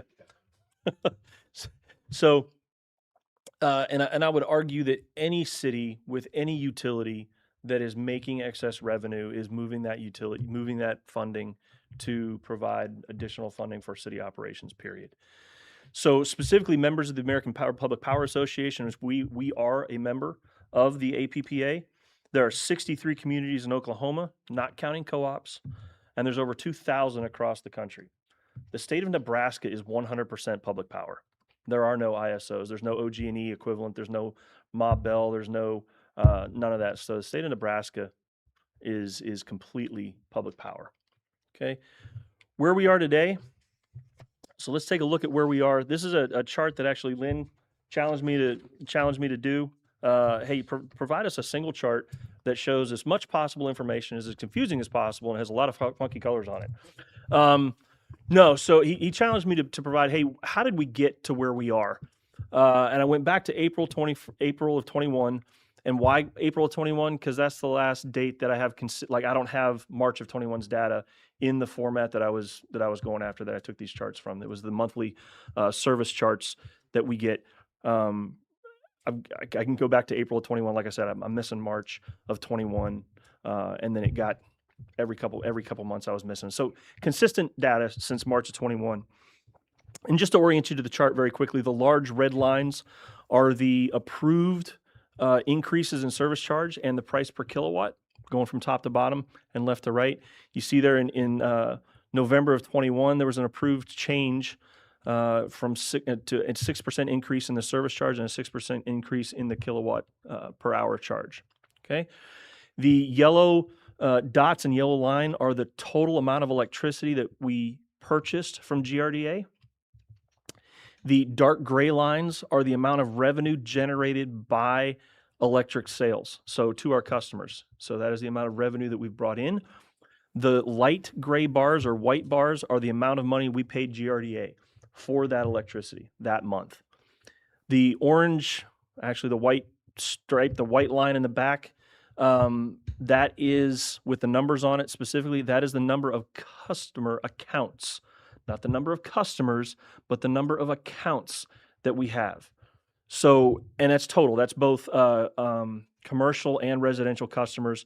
When you look at our residential customers right now, today we're about 3,700. When you apply the 2.5 person average that we have in the city of Sallisaw per household, you very quickly get to the over 8,000 folks that live in the city of Sallisaw. So again, the 4521 from April of this year is the number of customer accounts, not the number of customers that are on City Electric. The blue line in the back, the blue filled in line, that is the excess revenue. That's the difference between the dark gray lines and the light gray lines. So that's the amount of money the city is quote unquote making just in sales. It doesn't include operating costs. It doesn't include anything else. That is gross revenue from just electricity in the city of Sallisaw. So a couple of interesting things that I took from this chart here. The difference in the revenue between the November 21 change and the November 22 change is $1.3 million. The difference in the changes. So these first two lines here, 21 to 22, the difference between 3.673 and 5.022 is $1.3 million.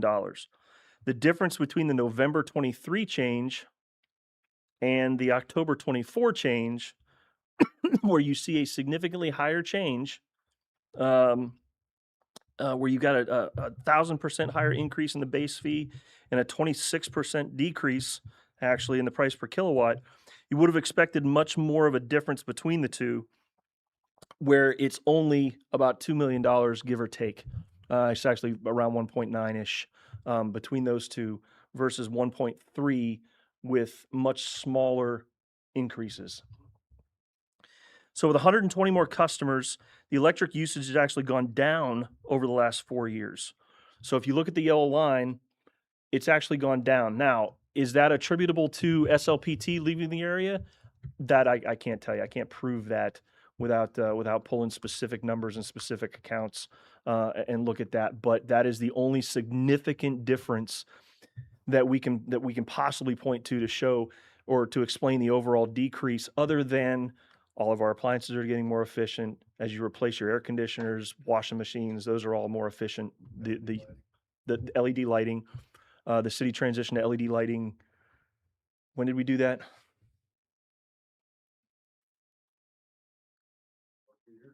Blakely's thinking hard. Okay. So you see the effect of that as we go through. Since the October 25 increase, revenues are actually down year to year. Follow me if you will. Between October 24 through March 25, we made $126,000. Or excuse me, we're down year to year between October 24, the amount of money we made October 24 to March of 25, we made $126,000 less between October 25 and March of 26. So even with those increases, we made year over year during that time period, we made less money this year than we did over the same time period last year. Year to date, we're only up 6% overall. Sorry, FY, we're up only 6% despite all the increases. The peak in February of 26 that you see there on the far right was about approximately $720,000 in revenue. It's only about $30,000 more than the peak in August of 23. So the difference between this peak here, after all of these draconian increases, and this peak here is about $30,000. That's it. So as you can see, just visually, the peaks have stayed about the same. The valleys have decreased and have gotten a little bit shallower. And the accusation that we're making a ton of money off of these new increases just doesn't hold out in the numbers. We're actually down year over year. So where does that take us moving forward? What about the rate increase this fall? GRDA is scheduled to increase their rates on us about 4%, which is what is scheduled for us to increase the rates 4% that you saw on the previous slide. So oh, by the way, it's not 43%, not 45%. It's 15 set of 8s, and then the next 2 are scheduled 4 and 4. Okay? So with a 4% increase that we have scheduled, GRDA has scheduled 4%. So that's a wash. As CPI increases, as inflation increases, we're eating that inflation. So we're going to eat the percentage of inflation that it costs on people that we've already talked about. As equipment goes up, as material goes up, we're eating those costs. And that's where that revenue, some of that revenue is being spent, is in those increasing costs. So, and looking at numbers, there's a phrase when we start talking numbers and statistics called the tyranny of small numbers. So if you're starting out with a small number, you're going to increase our power by 4%. It's a difference between 11.16 cents and 11.61 cents. So it's half a cent per kilowatt. It's a tyranny of small numbers. Is it a 4% increase? Oh my goodness, the sky is falling. It's half a cent per kilowatt. Your 4% is about 64 cents in the base charge. 64 cents. Now, with the kilowatt charge, the more you use, the more your bill will increase, because it goes like that. Okay, it goes like that.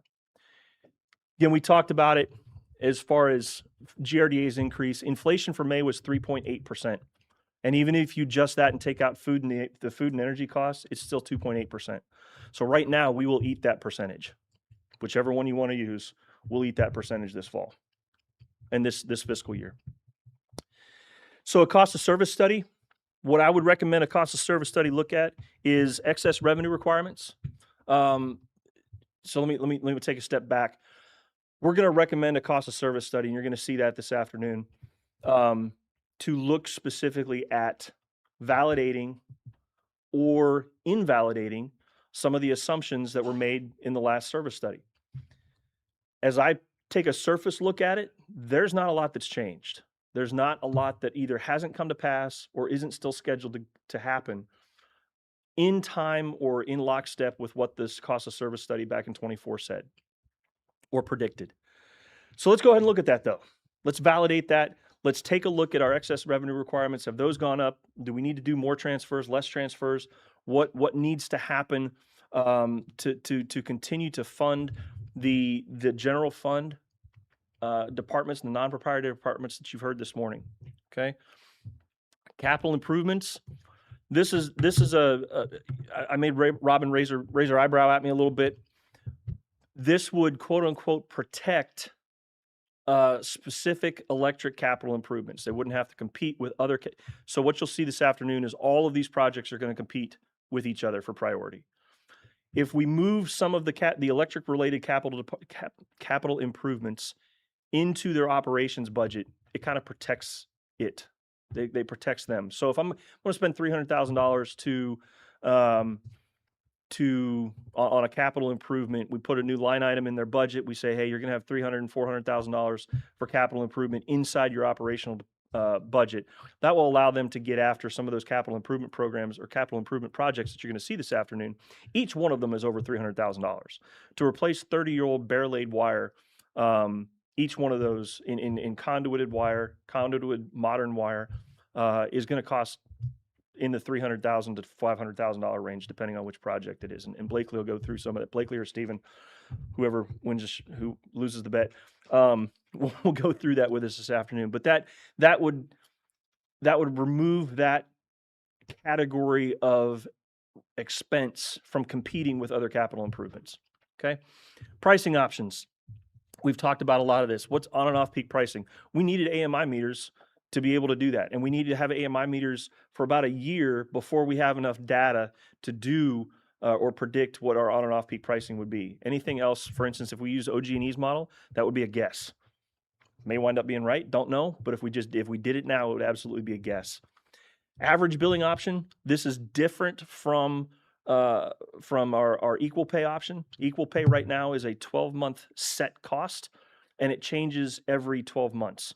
based on how much over or how much under you were for the previous 12 months. So your equal pay number could go up or it could go down based off the previous 12 months and how much electricity you used for and paid for, blah, blah, blah. An average billing would be a rolling 12-month average. So it would change, your bill would change every month based off of the previous 12 months average. So you would still have peaks and hills and valleys. You wouldn't have peaks and rivers the way some folks experience their bills now. Or do we look at some kind of, we look at some kind of discount? Senior, I believe it's Medicaid, right? I got it right. So senior plus Medicaid, 10% discount. Do we extend that to veterans? Do we, I don't know. There's been a lot of ideas tossed out. Tiered billing. Do we do just like we do with water? Your first increment, for argument's sake here, it's 1,000 kilowatts would be at one cost, and then your additional kilowatts would have a lower cost. Do we offset that with a higher base rate? I don't know. Again, that would be for somebody to come in and show us in a cost of service study When do you talk about doing another cost of service? this spring. Because again, we need that year to do the AMI. Okay, That would be my recommendation. So we'd go to bid sometime after Christmas and have them come in and start us cost of service study next spring. New substations needed. We're going to need a new substation, period. Millicent has, we're not tapped out. There's no risk to the grid. But Millicent is an industrial partner that has a good size load requirement. We've met that load requirement currently. However, their future expansion, we can't meet that load requirement for their future expansion. And if we build for them to meet just their needs, then we're wrong, because we'd like to plan for additional load, whether both on the residential side and on the commercial side. We'd also hope to see, using a very weak word, more than just Millicent coming in. So as Aviagen expands their programs, as other, I'll use the term satellite companies to Millicent want to relocate to Salisaw because we've got a great industrial foundation, we've got land available, we've got a workforce that's available. As it becomes more attractive to move here, to move your businesses here, move your employees here, or continue to employ us, we're going to need more load. We're going to need more capacity. As we move hotels in, as we move more restaurants in, as we continue to grow, we will need more load. Or more capacity, and we're getting fairly close to being at the top of our current capacity. There are many ways to get after that, many ways to do it, but it needs to be done, and we need to look at doing it relatively quickly.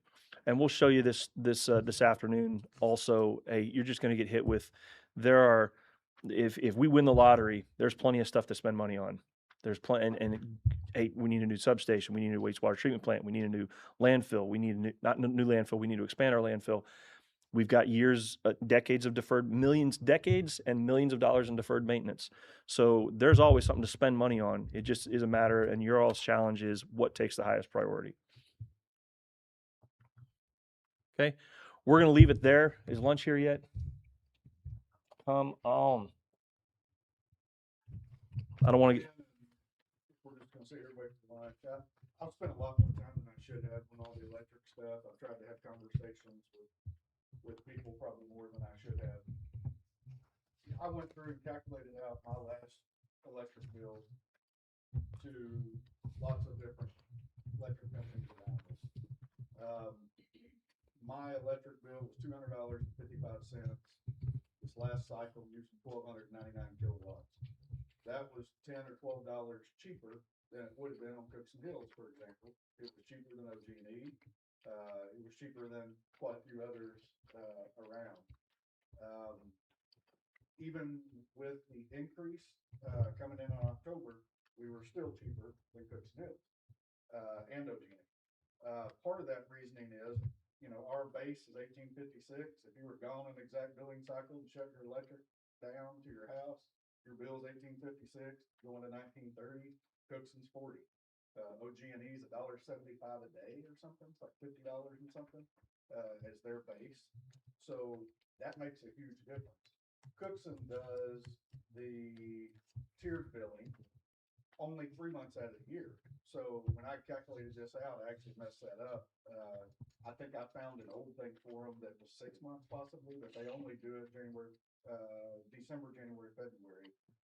First 800 kilowatts, higher than us even with the increase in October. They do come down a little bit going forward beyond that from 800 kilowatts plus, just in those 3 months, December, January, February.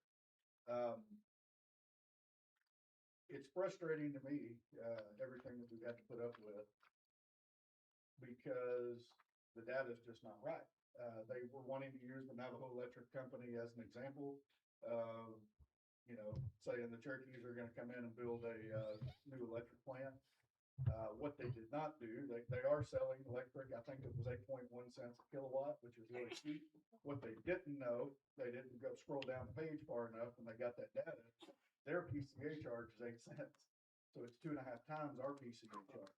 So their electric rates and their PCA is basically the same. So they're about net 15% higher than we are.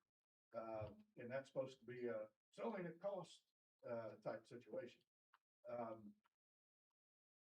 I don't also feel that I don't feel the responsibility to apologize for making a problem. If we hadn't done this in the 80s, when all this went in like this, OG&E would be running our electric. If somebody else would, they'd be getting the profits. I mean, we did this so that we get the profits and it benefits our city. So, I just trying to fuel y'all with a little bit of data, get questions and stuff. The numbers do not add up to what is being said. And that's what's frustrating with me. I've had so many conversations, they don't believe the numbers on paper. Now they won't sit down and talk to me one-on-one. None of them have been willing to, except one. We had a great conversation, but the state of Oklahoma in general is a hair over 30% cheaper than the rest of the country. I just pulled up Nebraska. We're just right there, the same as them anyway. So I mean, it's not, I get frustrated on we can't afford to live here anymore, although nobody can tell me where they're gonna go. There's not, if electricity is your sole, decision there's not a possibility in our area anywhere that anyone can go and save much money on electric rates. And so it's frustrating, but I just sharing the too much data I've done through. Well, full disclosure, I used to participate pretty heavily in that community group that meets after council, and kind of recently I've just stopped participating because their inability to accept and acknowledge factual information. And I've told a couple other people that I have friends and family and coworkers that live in different areas, and I've kind of been a pain in their rear, I'm sure, because each time we set to increase, and before we voted for these stepped increases, I've looked at copies of their bills, and I have proof that even on these rate increases, we're still operating cheaper than the surrounding areas. And it seems ironic to accept criticism for collecting revenue on this utility service so that we can apply that, spoiler alert, not to anybody's pocket that I'm aware of, but to improvements for the community that we have dedicated our time to, because obviously we cared about. You're exactly right. And I don't get Brian and I have talked about it a little bit. And, one of the things that Brian told me was, there's some point where you just got to stop talking to him, because I mean, he didn't word it exactly like that, but I mean, that's true. I mean, I have offered to sit down and talk. I went out and spent some time after that last city council meeting and talked to him outside, and it got pretty heated. But that was the gist of it. I tried to explain, and this was not even getting into the fact that your cost on everything that you buy. I saw, transformers were up 230 something % in 2019. I mean, it's insane. So to ask for, essentially October, that increase is your inflation increase. And like you said, the bottom line on that, the only thing we're making on that deal really is the difference from $18.56 on base to 19.30. The 4% increase on the kilowatt per hour, we've got a 4% increase in our costs coming. So, I mean, we're really splitting hairs in terms of profits. We're talking about less than $1 per meter, right? Per month. I mean, that's basically what it boils down to. And it's not a situation where I don't care. It sucks. Nobody likes to pay higher utility rates, but it's not the city of Salisol's fault. And I'm tired of hearing that. It's a global, nationwide problem. And until that gets fixed on a national or state level, we're kind of along for the ride. And it's unfortunate, but. And there's utility as well, and we'll get into this a little bit more this afternoon as we compare ourselves to everything going on around us. Just throw some other numbers out there. We lost a longtime employee to Cookson Hills. Nothing. I mean, like I've told folks and everybody, all of my guys have heard this. Look, if you've got a better deal someplace else, and it's your family, it's your decision. I'm not going to make it for you, and I shouldn't make it for you. So you make your own decisions based off you and your family and your situation. So if you can find a better deal somewhere else, I'll thank you for your service and wish you Godspeed and good luck. Walking out the door, he was making $5 more an hour at Cookson Hills. Once he passes his journeyman test, he'll be making $11 more, $12 more an hour. That's completely off of our pay scale. And I had a conversation with Stephen and Blakely. That's not even anything I can compete with. And when I say I mean the city, we can't compete with that. We can't afford to compete with that. So when we look at, oh, we're making this much money and how much are we making versus other utilities and other cities, we're still not competing with our folks or with wages. In certain areas, there are certain areas where we are competing. We compete very well. But when it comes to the electric department, we're just a great place to work. And that's really holding a lot of our employees here. The environment that we're in, the leadership environment that these two gentlemen have set over there is attractive and keeps folks. But know that money's becoming an issue when you're talking about a guy who walks out and a month later can be making $12 more an hour. That's just, we can't compete. And I told him, I said, look, I can't compete with that. There's no way that I'm going to compete with that. It's completely off of our, and when I say completely off of our pay scale, it's completely off of our pay grades. I'm not even talking steps. It's off our pay grades. That amount of money. So That never happened, but if every journeyman walked out of this place, went to Cookson Hills or OG&E or something like that, an apprentice can't work without a journeyman. It's a violation of OSHA rules. So you talk about not being able to compete, you better think about it. Because if it happens, you're in trouble. Yeah. You'll be having a contractor paying him out the, you know what, coming out here, keeping your electric on and your job's caught up. Because they can't work alone. Yep. Also, I think that group is failing to recognize, maybe it's my opinion and I'm wrong, but, I mean, not to butter their popcorn, but I've seen those guys out in the middle of, absolute hell raining from the sky out there getting utilities back on when the electricity goes out. I would argue, nothing against OG&E or whatever, I would argue we're not gonna get that result out of a group like that we're getting from our own guys. So Well, it's not even a comparison. I grew up in an area in South Arkansas. My electric went off in the snow in high school, and we were out of heat 10 days, and we knew it. My aunt and uncle that lived even further, they would move in with the cousins. Man, we just had a party for 10 days at our house, tiny little house. Yep. Yeah.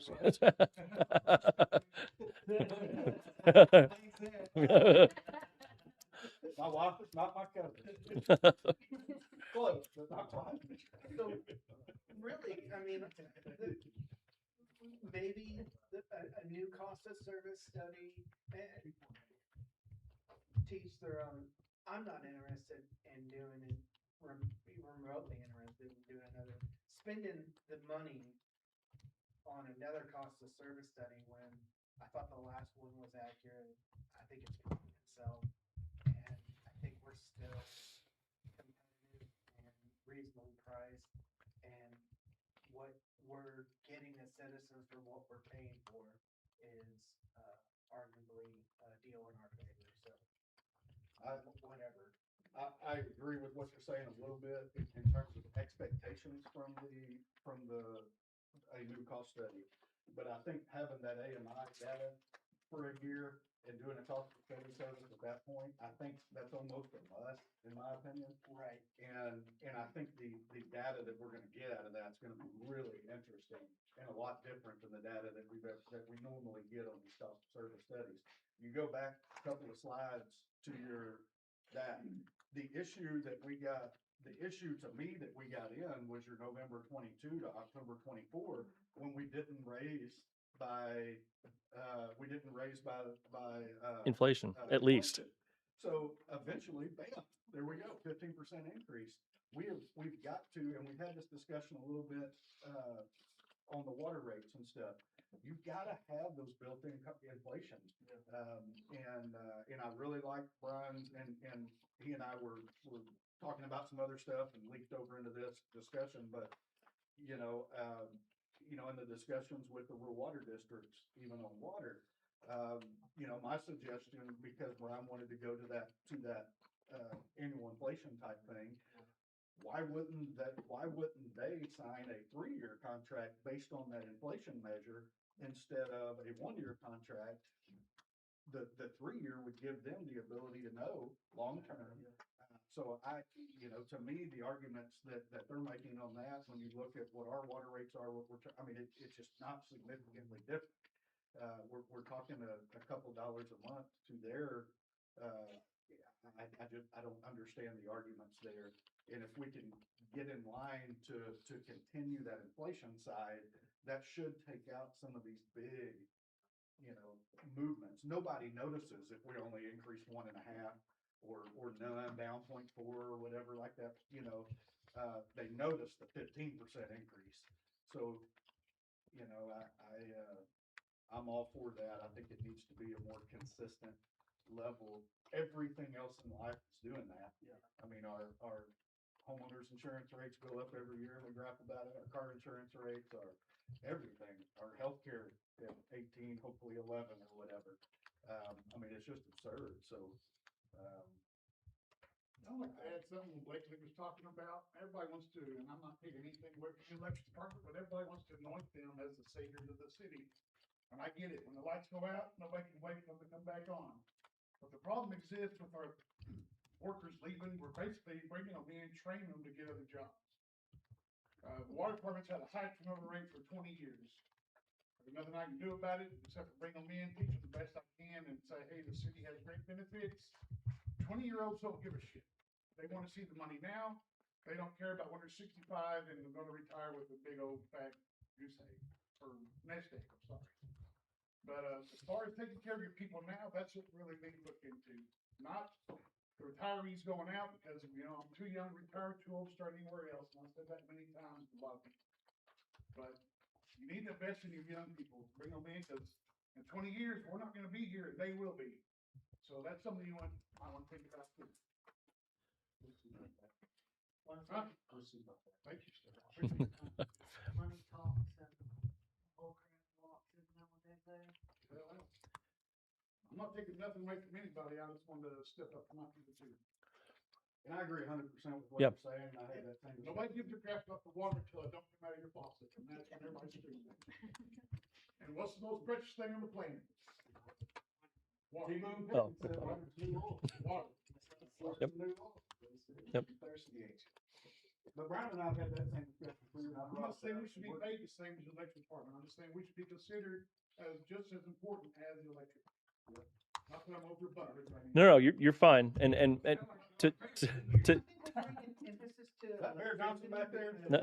to Matt, The criticism is focusing on electricity, but I want to assure you that the conversations that I've personally had hasn't been limited to electricity. It has included water, but it's also included street. So it's not electricity; it's the services that the city provides.